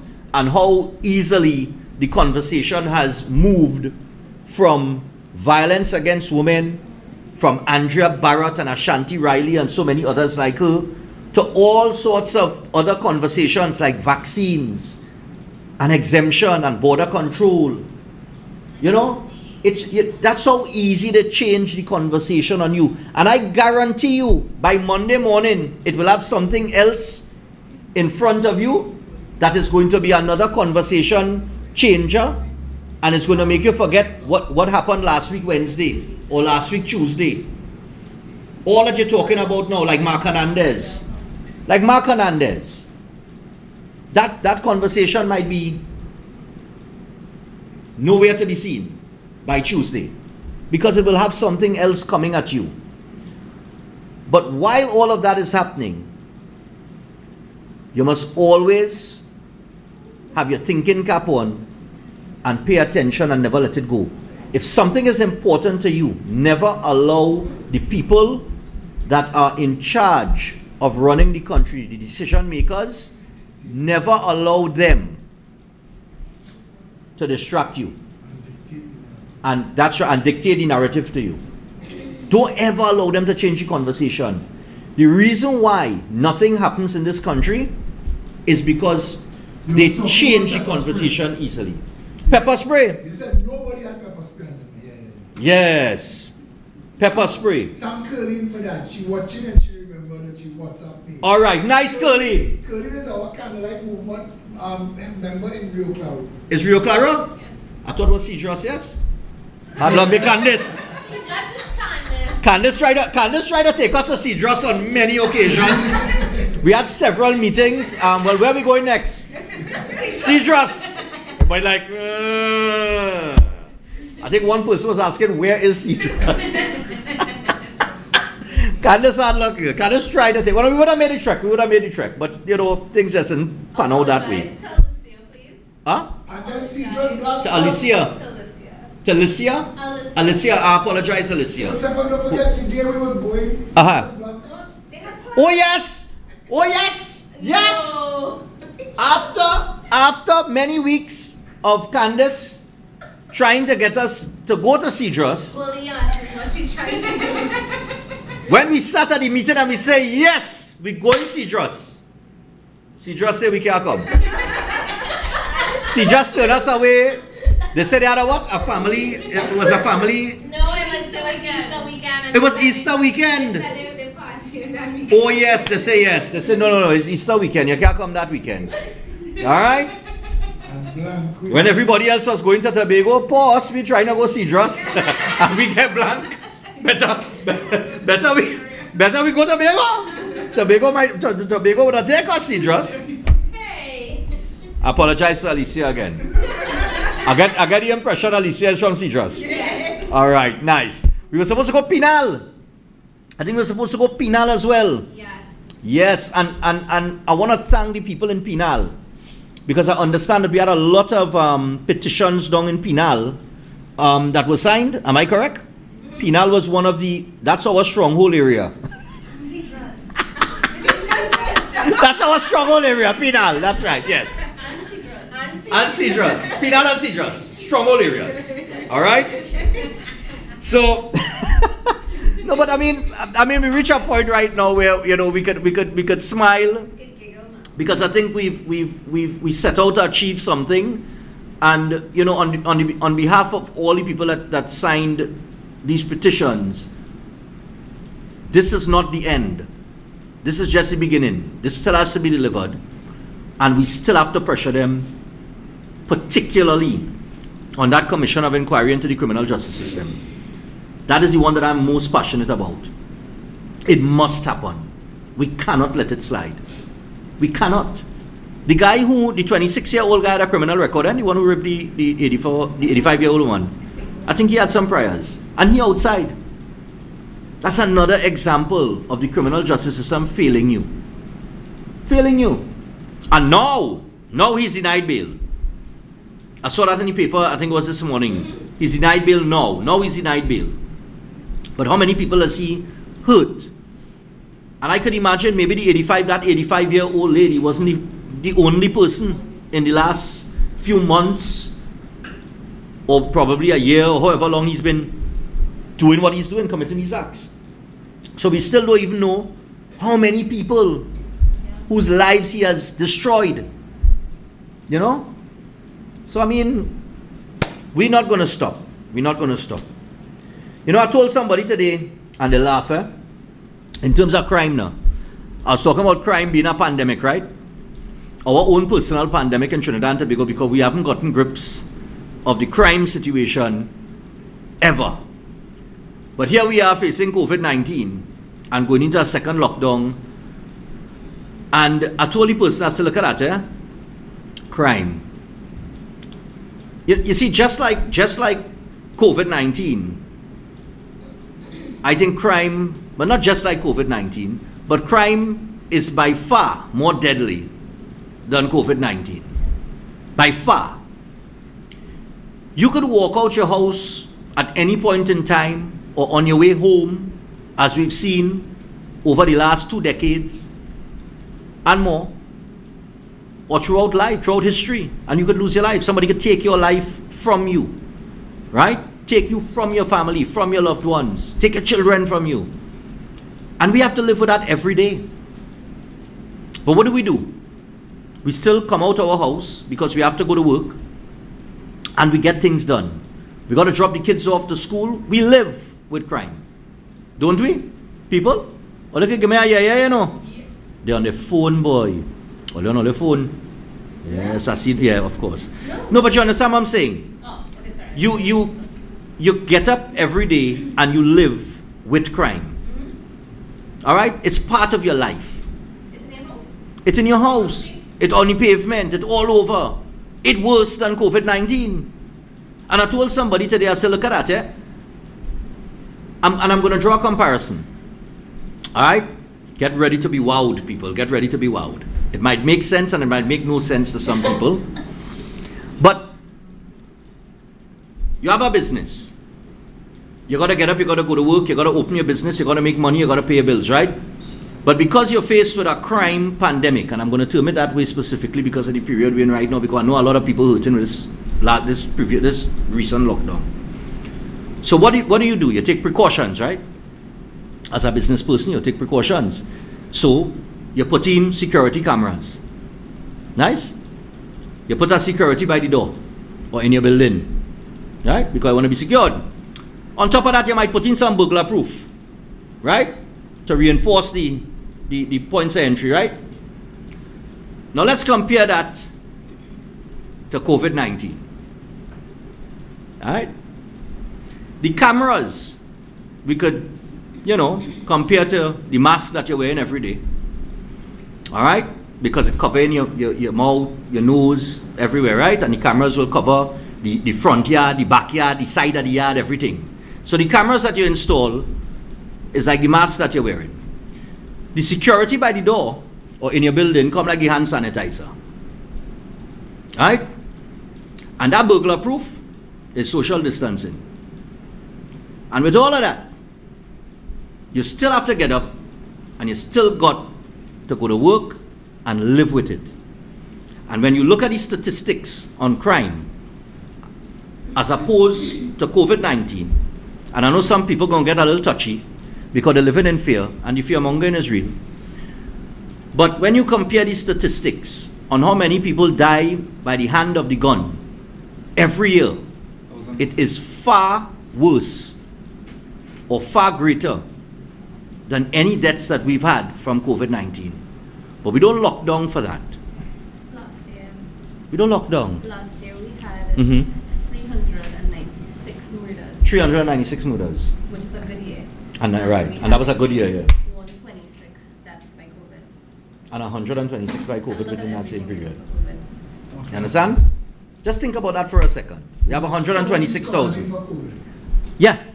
And we destroy the economy. And I saw a video today, I don't know how many of you saw it, with a young woman or a woman. She was sitting in a car and she was crying. And she was crying because apparently she runs a beauty salon. And she was crying and she was telling her colleagues and others in that sector to stay strong and just hold out. And she's begging and pleading and crying because it is very real for them. It is real for them. Somebody sent me something. You could just pass me on the phone. Taito, when you said that we all have jobs, because yeah. I don't think they understand that these people that they're not thinking about at the end of the day, at the end of the week, they have bills to pay. They got bills to pay, that's right. And the 41 are still making their salaries. And the 41 in Parliament getting full salary. That, and I was coming to that. Nothing. I was coming to that. Half of them ministers haven't worked for the last 13 months. They get paid for sleeping. Here's the saying. The saying is, lockdown is an expression that comes easy to those who have. Indeed. Somebody sent me that today. Indeed. Say that again for the cheap seats. Lockdown is an expression that comes easy to those who have. I watched that lady in that car. That lady break down and start to cry like if she had lost her child. Because that is the reality. That is what is on the line. And when you start to take people's livelihood away. When you start to fall behind in your rent, and you have these little children, now you are accustomed to working hard. Yeah. One job, two job, you, no matter what, you taking care of business. Now you have to feel that anxiety. Yeah. And there is nobody you could turn to. I have nobody you could turn to. No economic plan to bail out people, no financial plan, no nothing, no safety net. You know what they didn't do? Right now the banks, I don't know how many people are paying attention to what's going on with the banks, but the banks are taking advantage of people in this country in ways that, let me tell you something, you feel the man that raped the 85-year-old woman bad? You take a look at some of the things that the banks are doing. A particular bank was doing an upgrade of their credit cards recently. I think they got rated for the best bank of the year the other day. And somebody sent me a message saying, Stefan, look at what is happening here. You know what they're charging you now on your credit card? A conversion fee. A conversion fee. For the new system. So every US dollar that they have to convert, they are charging you a fee. So the person in who sent me the message, they said, look at this, $1,000 US, fee $340. Wow. You don't feel like you're living in a country where the people who have power playing a game called, let me see what we can get away with. Yeah, let me see how far we could push them. But we didn't riot yet? Because, yeah. And you see, that's the thing, eh? And all this coming back to the point of where we at as a movement and these petitions. Because that's what it is. When a Minister of Finance could sit and laugh like it's a joke, that he raised gas once and he raised gas twice, and all the while he talking about how much he raised gas, he don't have to spend money on gas, you know. That paid for by you. Every time he fills his tank, you pay for that. That's on you. But he laughs. He laughs because he don't have to go through it. You have to go through it. And they'll still vote for him. And then he says, well, and not that they go still vote, they already vote for him and they put him back there. Right? But that's, you know, that don't happen already. And you know, whatever happens moving forward happens.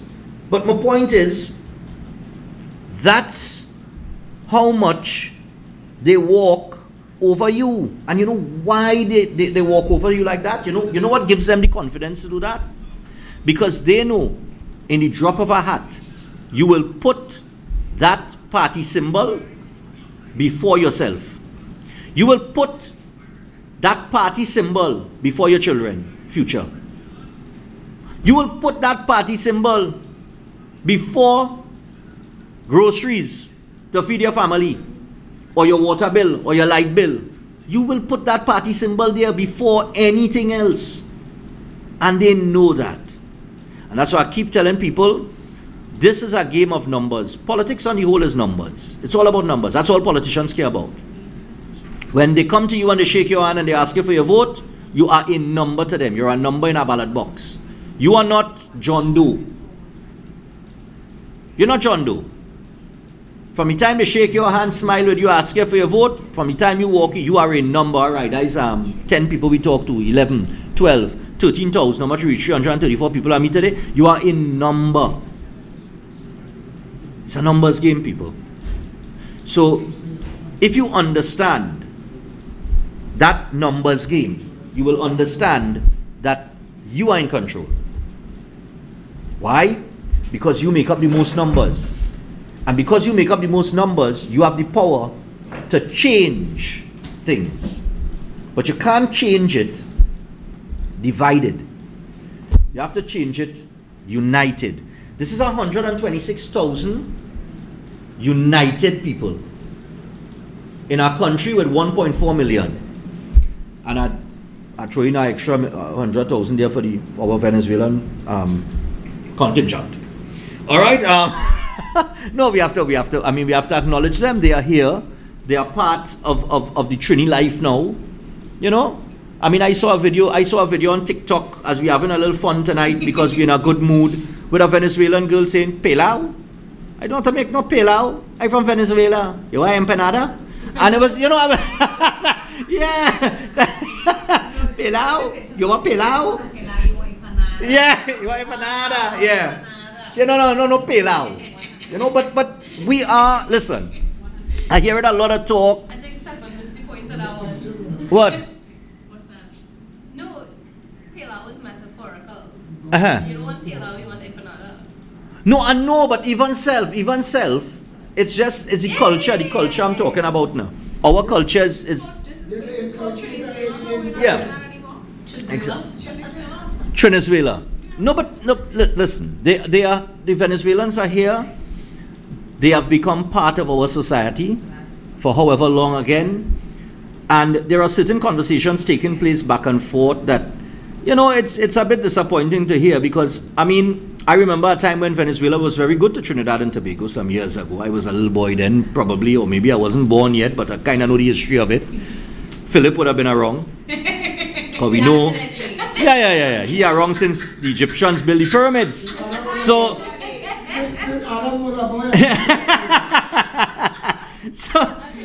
so you know, but we are a twin island. We're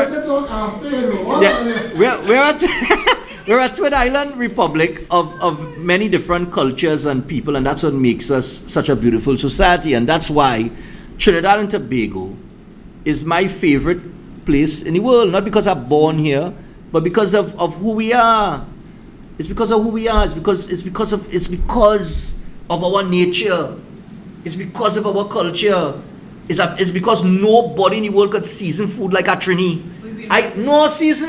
Serious. We actually rated some of the happiest people in the world too, I think. Yeah, I think, well, we were some of the happiest people in the world. I don't know. I don't know if that changed in 2015. So, but no, but you know, that's what we are. That's what we are. We are a very. We could be happy. We could be happier. We think we're happy. Imagine we are one of the happiest people in the world and we do the most complaining. Every radio station, every talk show, people calling is a complaint. Imagine if we had a better government. But you telling me a man called this morning, the guy that called this morning, he said, but this happening all over the world. And I said this morning, I say, you know, when all they're referring to all over the world, all they must refer to better roads, better water. Indeed. You understand?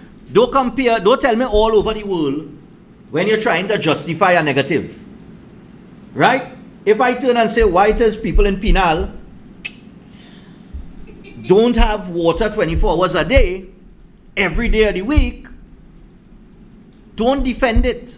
Don't defend them not getting water and come to tell me about the dam low or the reservoir low or whatever the case, whatever cockamamie excuse that they give you.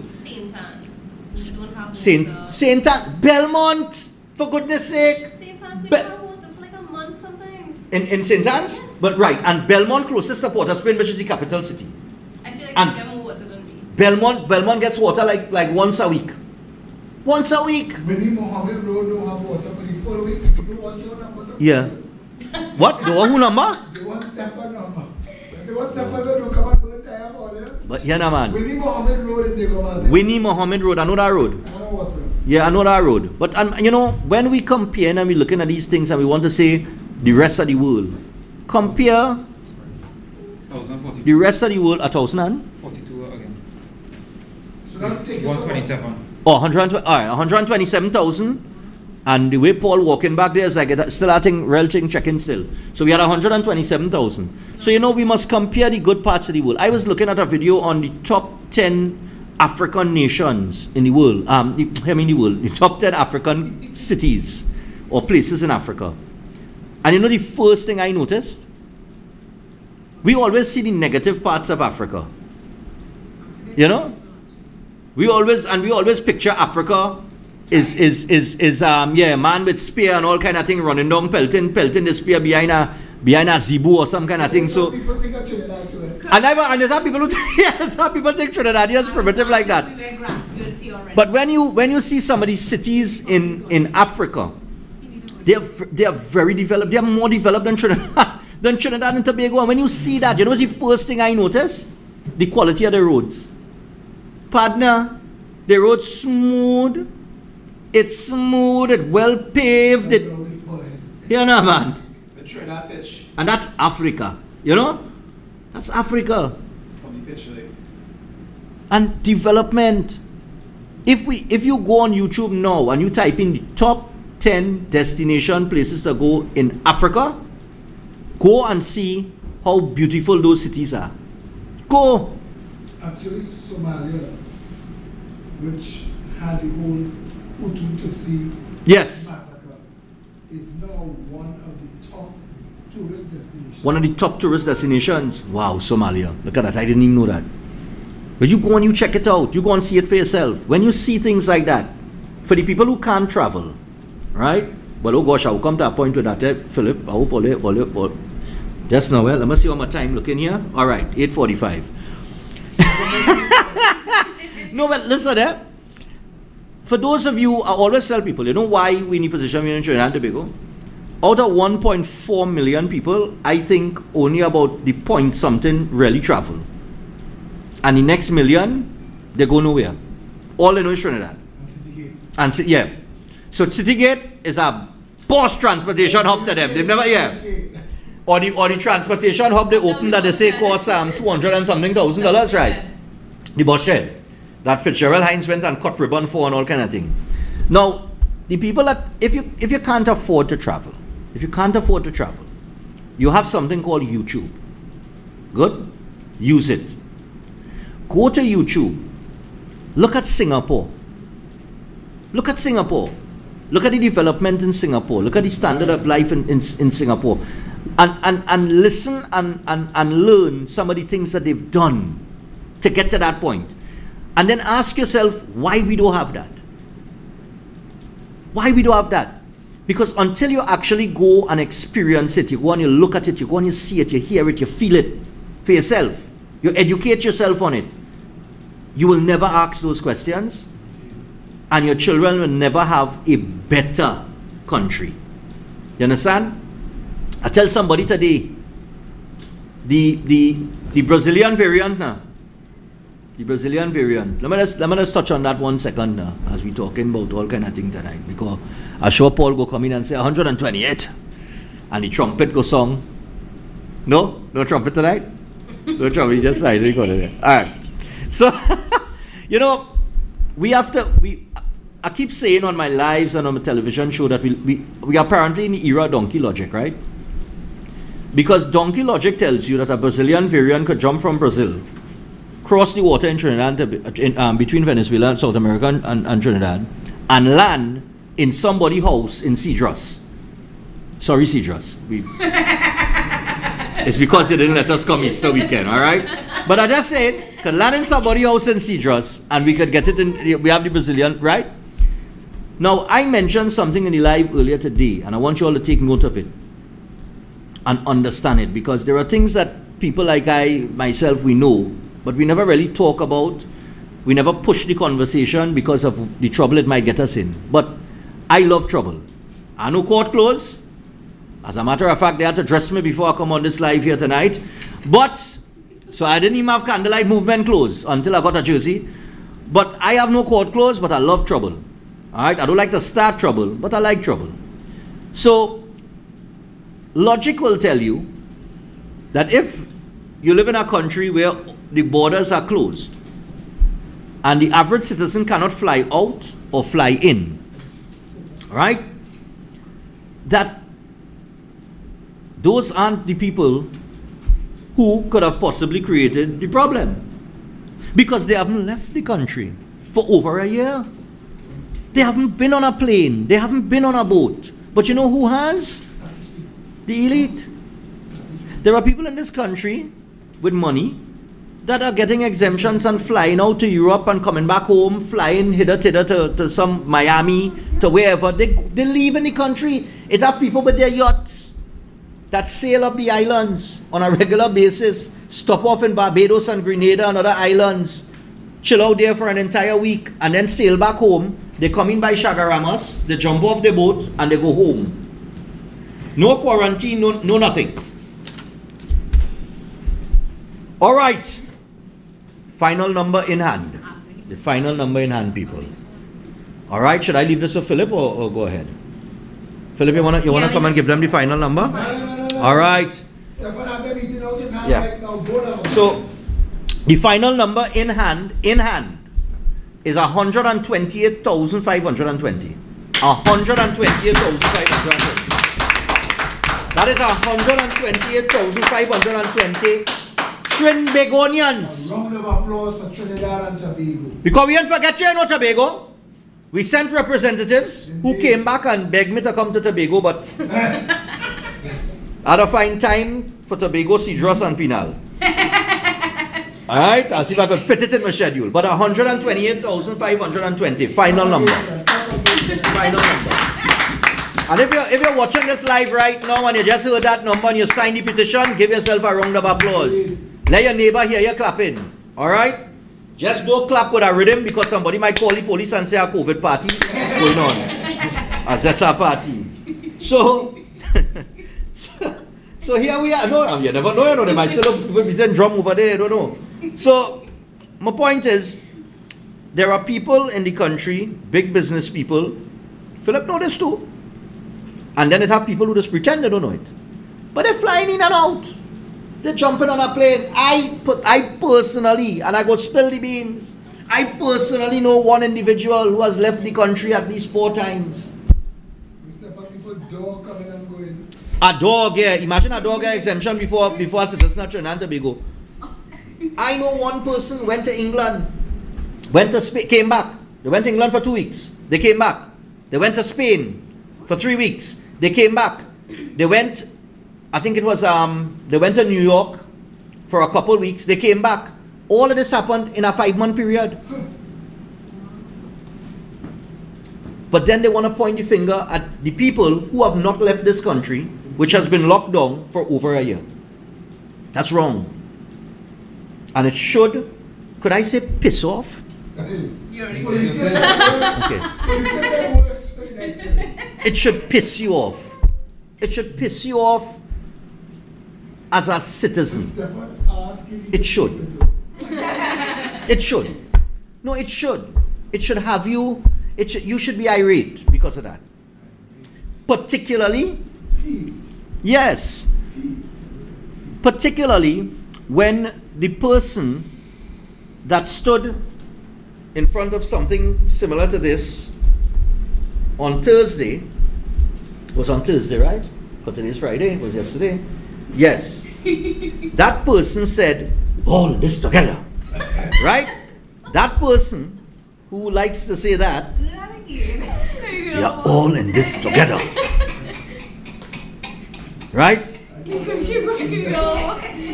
No, that person was COVID-19 positive. Twice. He's supposed to still be on quarantine? No. No. He tested positive twice. No. But he got COVID-19. So the question begs, we must ask the question. How he got it? What was he doing to get it? Where was he? Was he playing golf? Was he at the Magdalena Grand at a villa having a party? I don't know. What was he doing?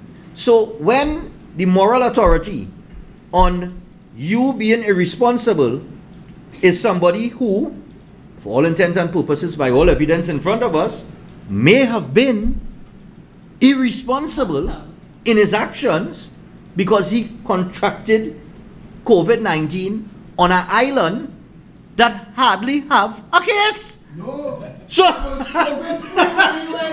was yeah.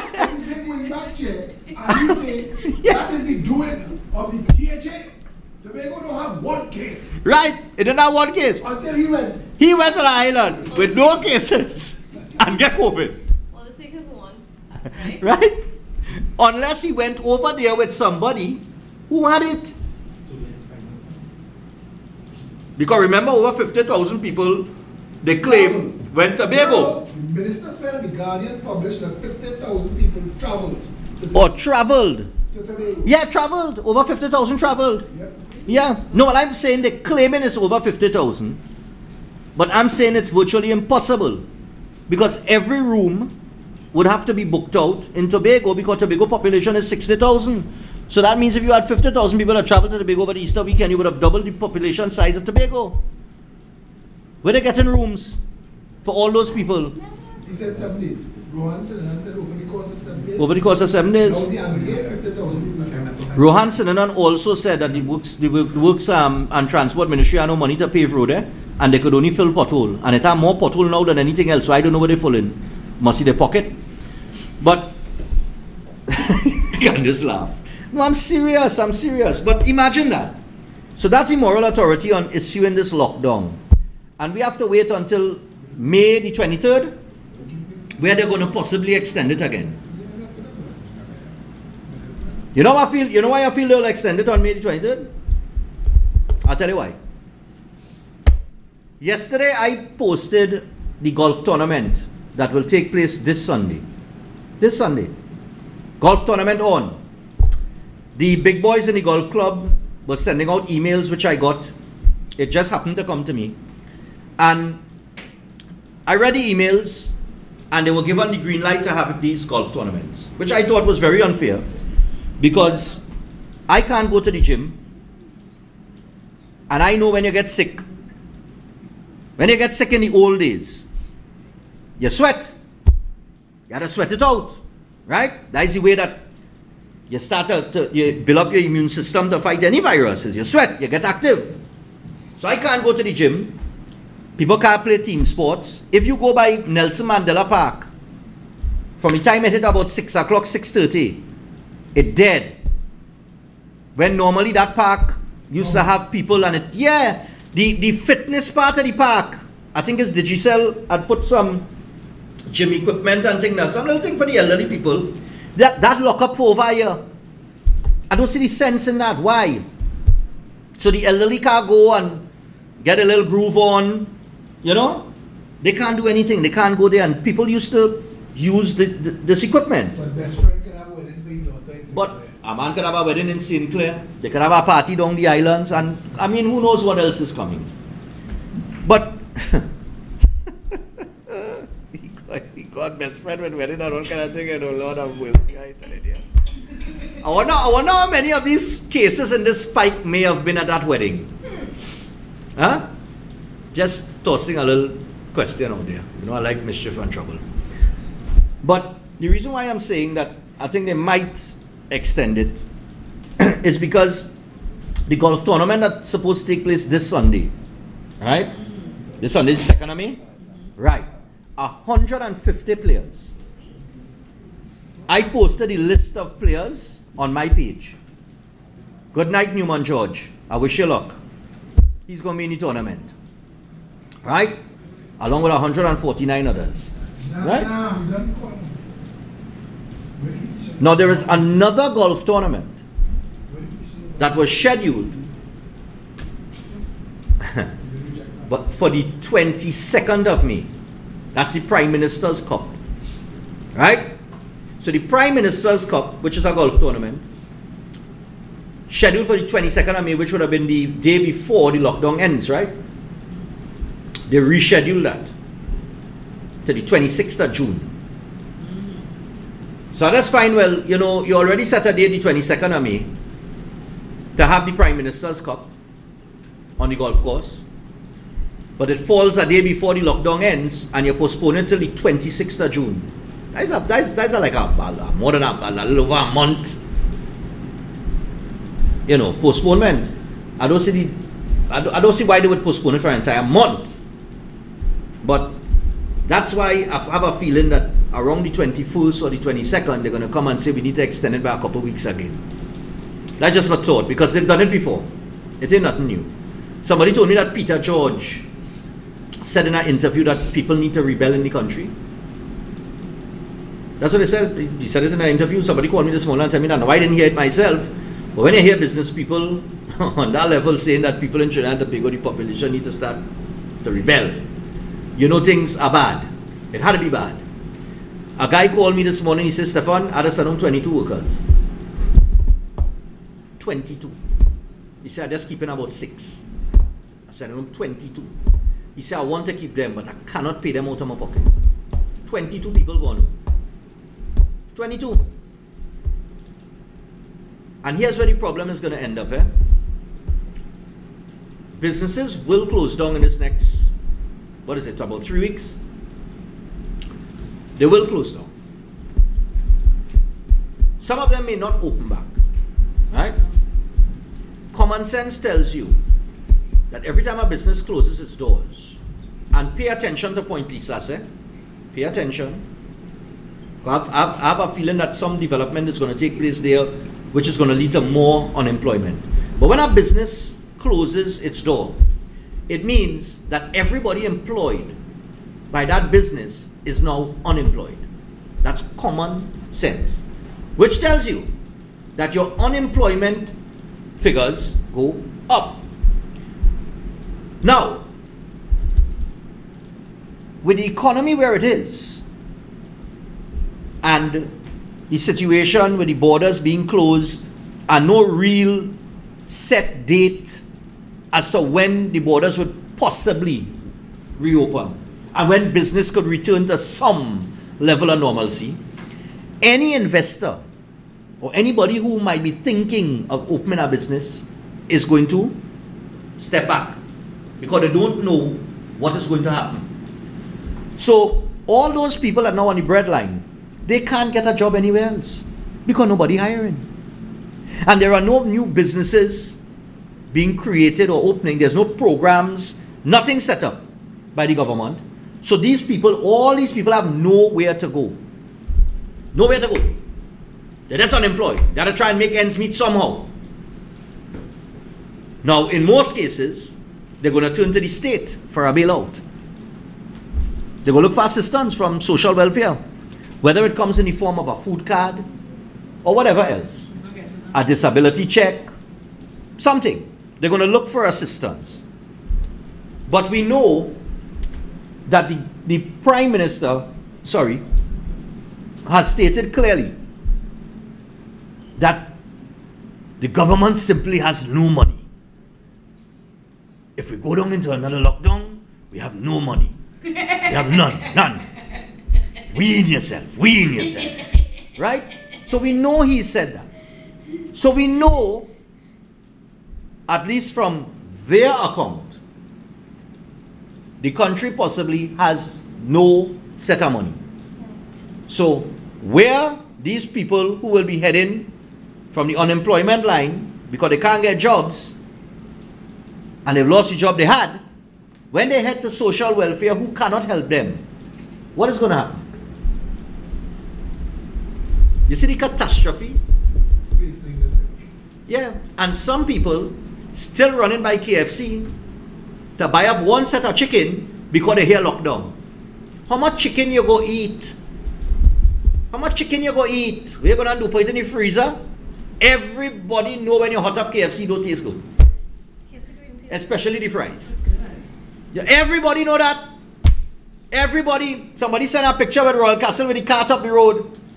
And I said, listen, that card there since January, partner. That is a card that is put out for carnival, and they put it out even said we didn't have a carnival. And it's a good thing they put it out and they never move it. Because they roadside vending now. So at least the castle getting some sales.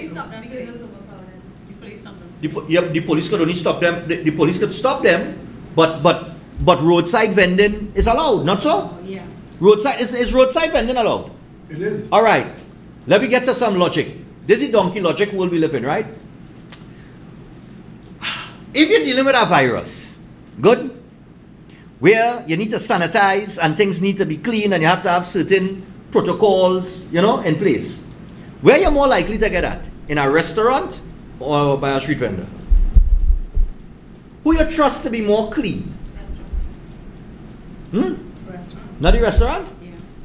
But we close the restaurants, but you could go and buy on the street.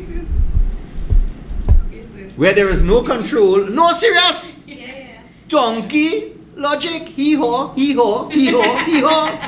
We are all in this together. Donkey logic. So the street vendors, no, I'm telling you, it makes no sense. The street vendors, and this is nothing against the street vendors, gyro at a sell, I know. Doubles at a sell, we love the doubles, we want to get doubles in the morning. But think about that logic. We're talking about a virus where you have to sanitize, where you have to wash your hand. The safest place is a restaurant. It's a controlled environment. Outside on the side of the road is an uncontrolled environment. More donkey logic. You know fully well last time that you said lockdown. The supermarkets were flooded with people because people run and they panic buy. That was last year, right? You're going to do the same thing again knowing you have a spike?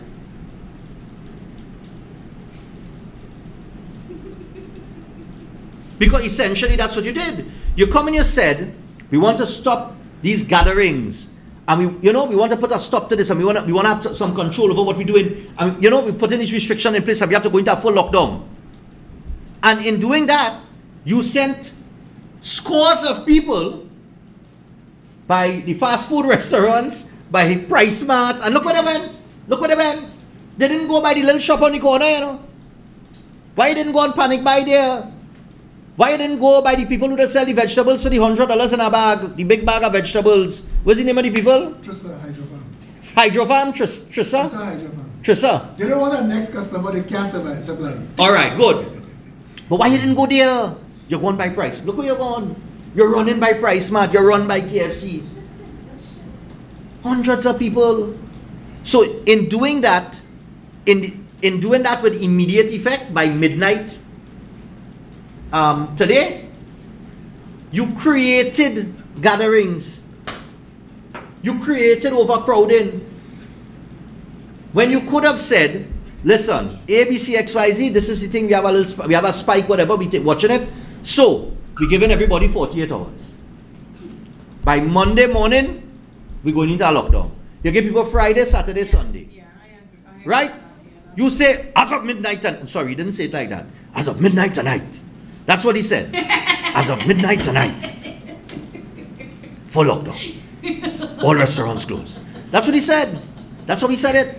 As of midnight tonight.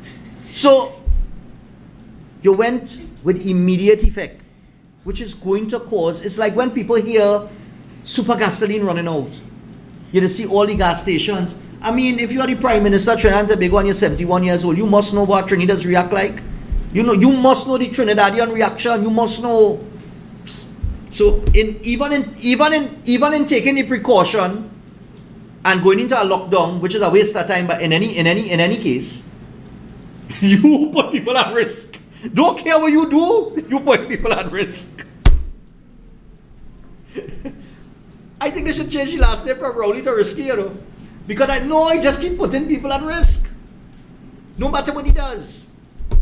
So we have some time to I guess, sit like good little boys and girls who are being disciplined by daddy and reflect on our lives and how bad we've been over the last few months, because that's basically what they're telling you to do.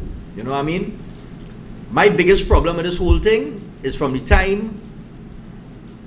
time you shut your doors on God, I have a serious problem. Regardless of whichever God you worship.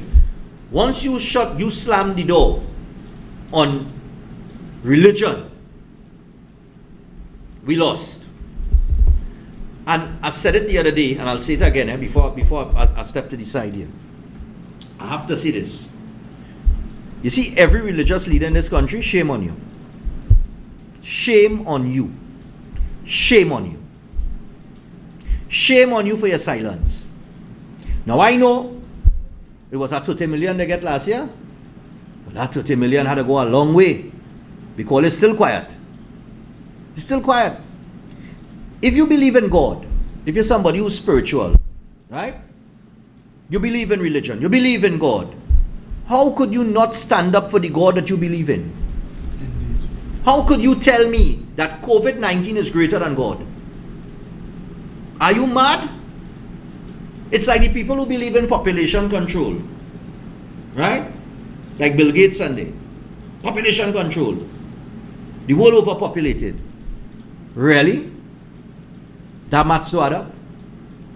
Because Philip around since Adam was a boy.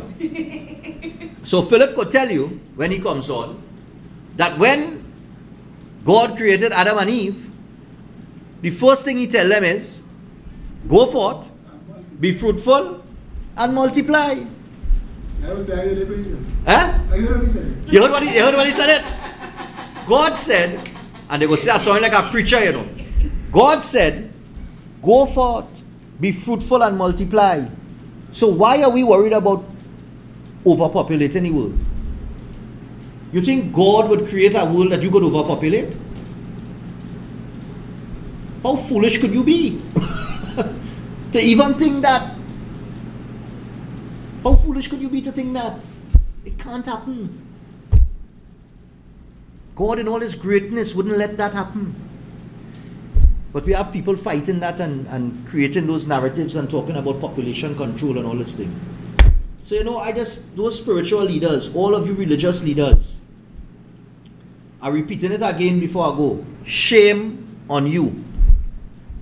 And when you reach by the gate, trust me, you ain't getting in, Oh yeah. All you who hold your hand down. All you ain't getting in, Christ himself. And I said it this morning, I think I said it on a live. Christ dealt with everybody. You could have been a thief. Christ deal with you. You could have been a prostitute. Christ deal with you. The one type of person Christ never deal with in the whole Bible is the hypocrite. Indeed.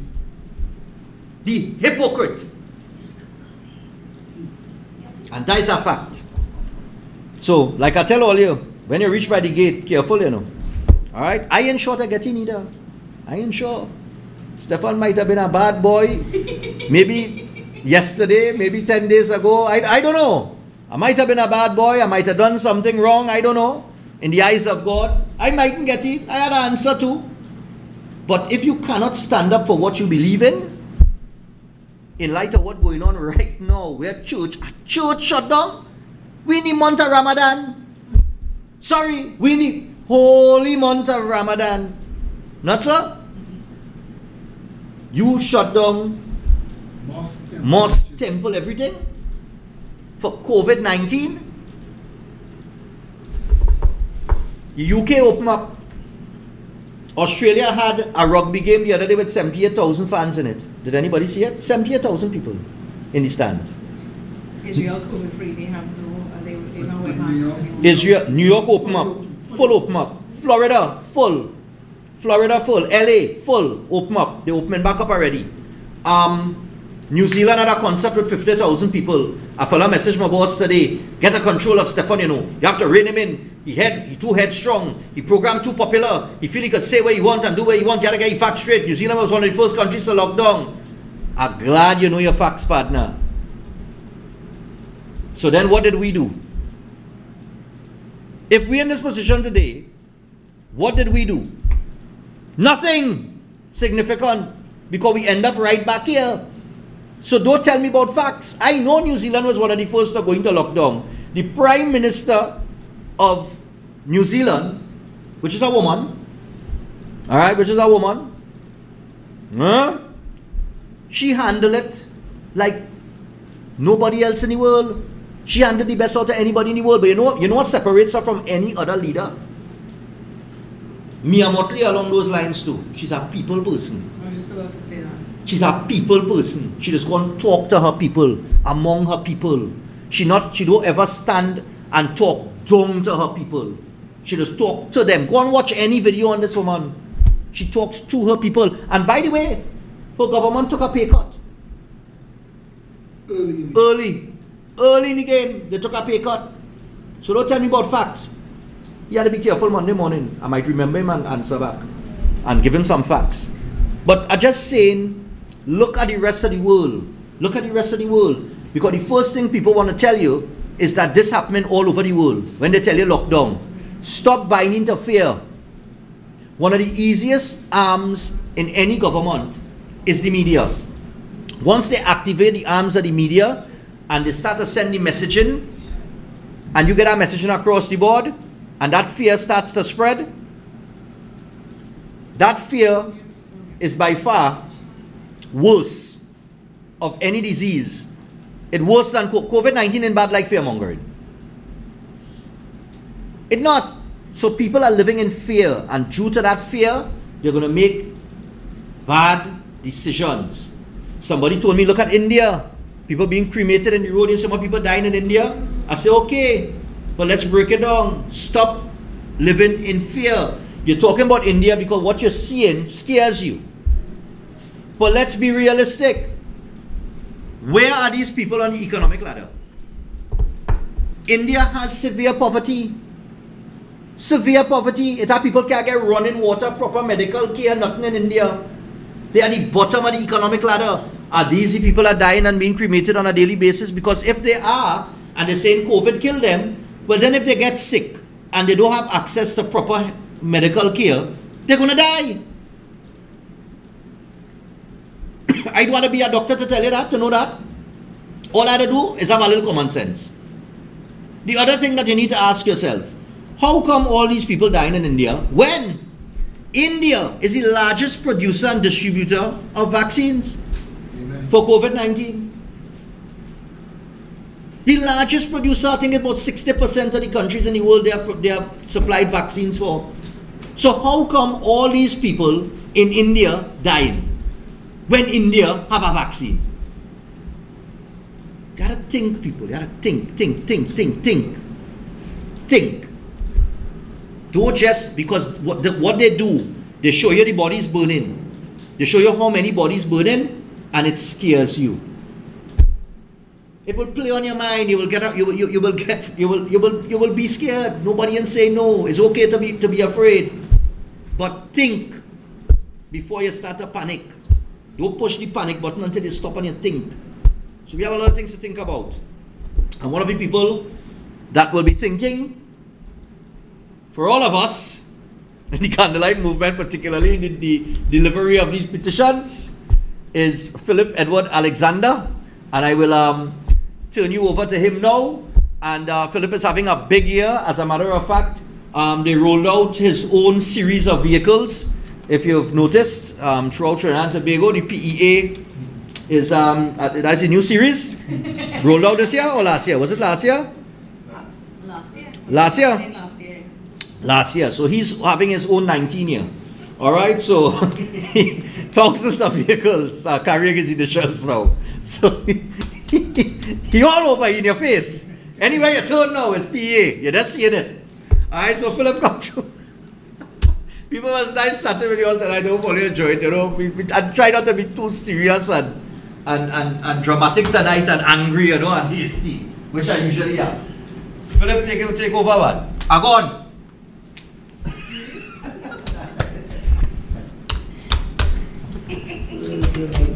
And the man now sipping the tea. Ladies and gentlemen. All of this together. All of this together. I think I'm in wrong movement. Unlike the speaker before me, I will be brief. We'll tell you something, Mr. Speaker, I cede all my time to Stefan. Like many of you watching this show tonight, you can't get enough of Stefan. And I am one of those people. Stefan did a video this weekend. I had to call him till I get him on the phone. If you ever had to call Stefan, people just talk about it in the Candlelight Movement. Stefan is a permanent phone tag player. So to get Stefan on the phone, and I just wanted to tell him, brother, that video you did. And it's like watching Fazir Muhammad when Fazir in full flight. These fellas, not just bright, they're not just critical thinkers, they're not just logical, but they're courageous and they're brave. And it's not like they have millions and billions and could lose and not feel it. When you courageous, when you can't afford it, that's real courage. And the people who speaking up and speaking out, it always comes to me from the people I least expect to have the resources to back it up. I watched this young, small journalist from, I think it's TV6, Uvashi. I think that's how you pronounce it? Uvashi. The courage it took to look at the Minister of Health with your second question and say, I'd like to give you the opportunity to revisit your answer. You're my hero. And that's what our entire media needs to be. I think we're getting there though. I'm seeing an awakening. I'm tired. I cannot lie to you, I'm tired. But I love hearing people speak our truth. It is our truth. And Stefan said something tonight, focus on the positive. And Sati showed me that Rhoda Barrett said I was pretty. Well, she said I was pretty annoying, but I'm focusing on the positive. Felicia Holder thinks I am the corniest person in the world. But Stefan was holding court up here like a comedian. I wanted to crack a joke too. But the truth is, and Rhoda, girl, if NLCB was paying my bills, I'd bark at whoever PNM pointed at her back to. And I only care what genuine people say about me. Not bought and paid for activists. You're irrelevant. You're somebody else barking dog. Plain dog.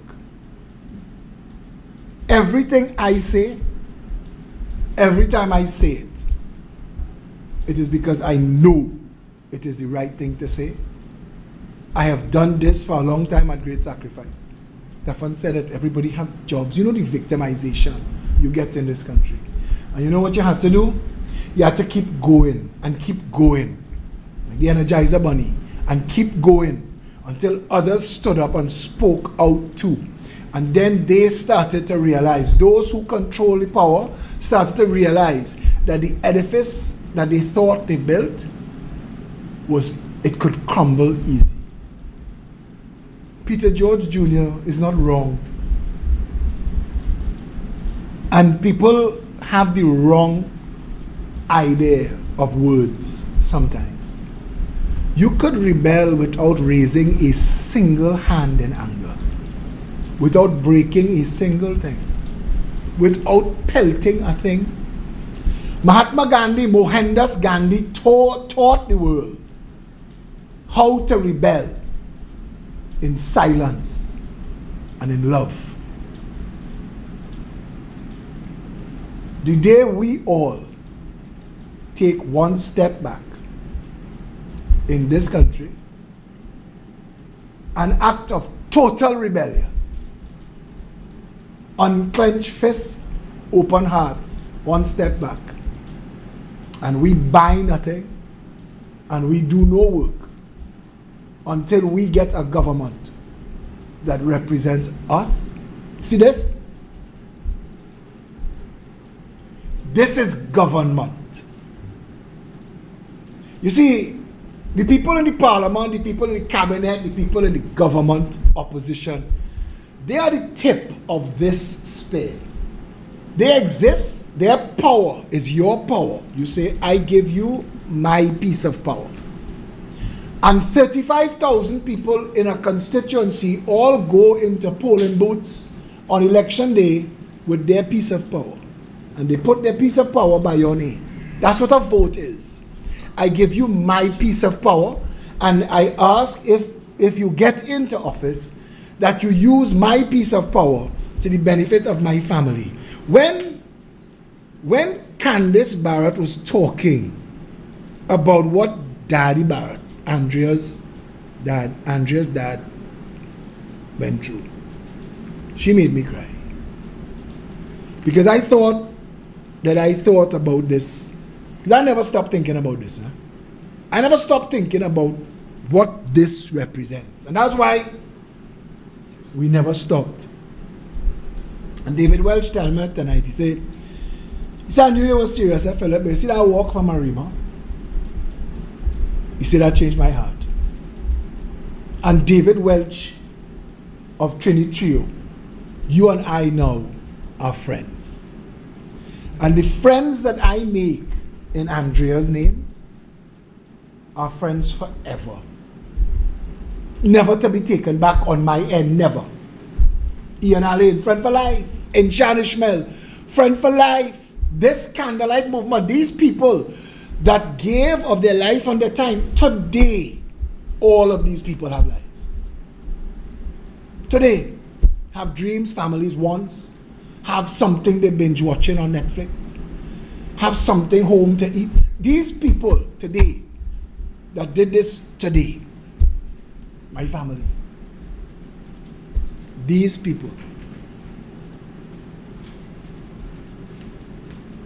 that did this. When you think about the amount of power and effort this is, to take this and get 10 people to sign it 128,000 times. That's what we did here. All of us. We who spoke tonight and we behind the scenes, like Satish and Sean and Joseph Rich Paul, Sean Sunarine. They, Precious, you met Precious tonight, Precious and her mom. They with us. I remember the first night when people started to gather. They told me they just wanted to stop and say hello, that how far they came from, and they said, we had to be here. Friends since. She's been, both of them. But Precious has been, and she runs 3 businesses. And she finds the time and makes the time, that young lady. And she told you what drives her. Stefan Rees is one of the people that you see on TV that you know he not in nobody pocket. That's the great thing about him, and that's the foolish thing about him. Because if an ignoramus like Rhoda Barrett could get paid by NLCB to front for a political party, Stefan, who has an ailing dad, could sell his sword and be doing well like a lot of them consider themselves journalists. You see, and again, it had to fall to us, all of us, by the choices we make. We decide if Andrea Barrett lives or dies. We decide. We decide if it is okay for cheap politics and my personal greed to destroy our justice system. Because if you're honest with yourself, our justice system is insane. It took 25 years to conclude a matter of somebody who broke into Stevens and Johnson's. Half the audience who are watching this now don't know what a Stevens and Johnson's is. It closed down 30 years ago. Again, when they spoke about Sean Luke's mummy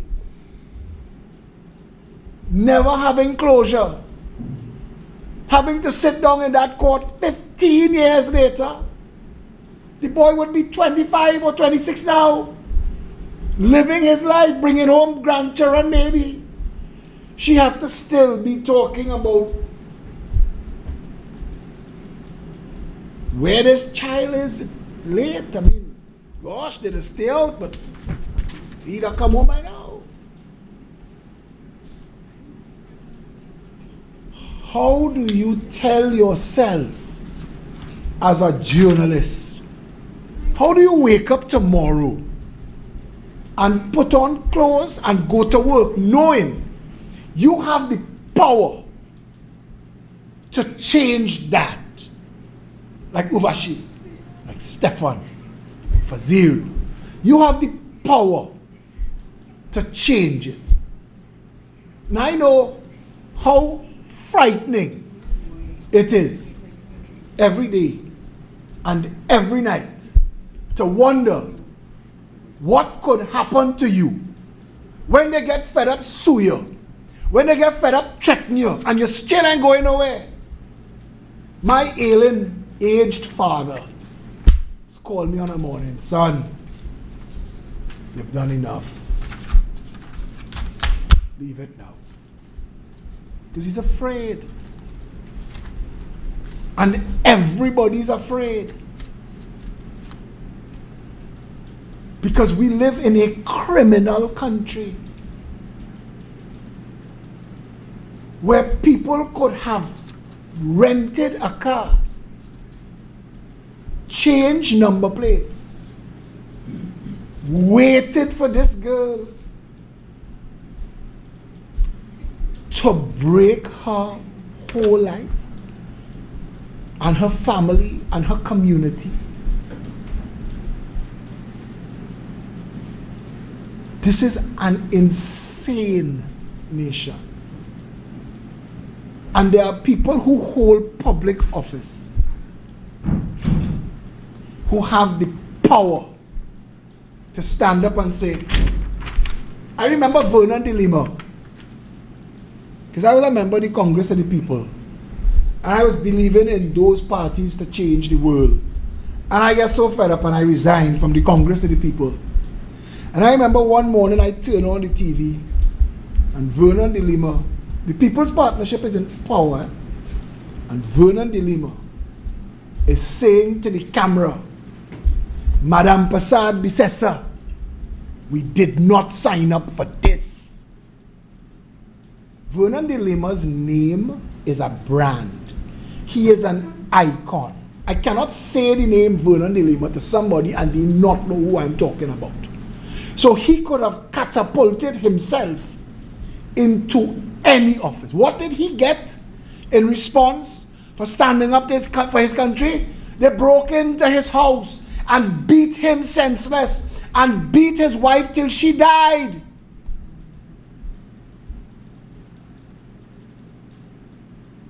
This is an insane country. Somebody from the LGBTQ came on the thread tonight to ask, where was the Candlelight Movement when so-and-so died? I want to ask, friend, where are you? It took one candle to do this. It took one and then one and then one, and 128,000 later.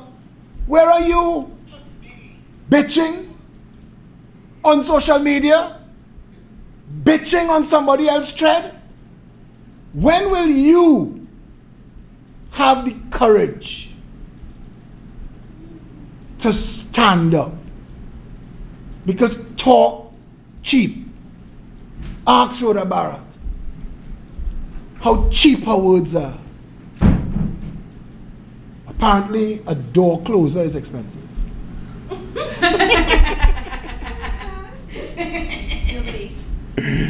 Now we have a noisy door in the studio. I'm going to wrap up now because we went long, but we couldn't interrupt any of these. No, not at all. Your contribution, I enjoyed every minute of it. I want to go back and watch what I missed. All we are saying, all 128,000 of us are saying, is this cannot continue. Nobody else's granny or mommy or daughter or sister or wife or girlfriend should have to go through any of this. We don't want police kicking down your door for COVID. 136 people dead in the country. God rest every one of their souls. But 30,000 people have been murdered in this country, and we yet to have a pandemic response from murder. We have guns coming into the country, and we're hearing all kind of fabricated, fantastic stories, except where were the cameras when the man came to check for his washer and his dryer? That don't exist. We don't have no information in this country that have 50,000 illegal weapons when Senator Paul Charles, is Paul his first name, asked Keith Rowley 3 years ago. And clearly, judging by what the police gathering, that has increased significantly. Keith Rowley, your Prime Minister, argued in the United States of America for saying Trinidad and Tobago there is risk of terrorism. I want to know, Keith Rowley, asking you, on behalf of 1.4 million people, that you have the privilege to lead. What do you think those 50,000 guns are here for? What are they capable of doing? Not to you and your family and none of the people around you. You all have bodyguards. The rest of us in danger. Body bags, as somebody just said. Our country is broken. But this is hope. This here is hope. There's 128,000 people who went out of their way to physically sign a document. This is hope. On May the 7th, at 12 noon, whether they're in the parliament or not, people ask, what happened if they're not in the parliament? I don't care. The parliament is where we're going. It could be raining, we go in. It could be snowing, we go in. Volcano could be erupting, we go in. And we'll be there at 12 noon. And we invite the entire country, all 1.4 million of you free and democratic people, lawful, law-abiding, get in your car, put on your mask and come. Come to Port of Spain. Come to the parliament. What happens if it causes traffic? So be in traffic for this. So be in traffic so that we can end the need for this. What if they have roadblock? Let them roadblock. I can't stop them from roadblocking. They can't dictate our response. But we will be there. Because it is our right as citizens to be there. And until all 1.4 million of us realize that red and yellow and PNM and UNC and Afro and Indo bullshit has allowed people who don't look like either of y'all to loot this country 58 years now. Every single administration we have ever had has produced one thing that we remember them for.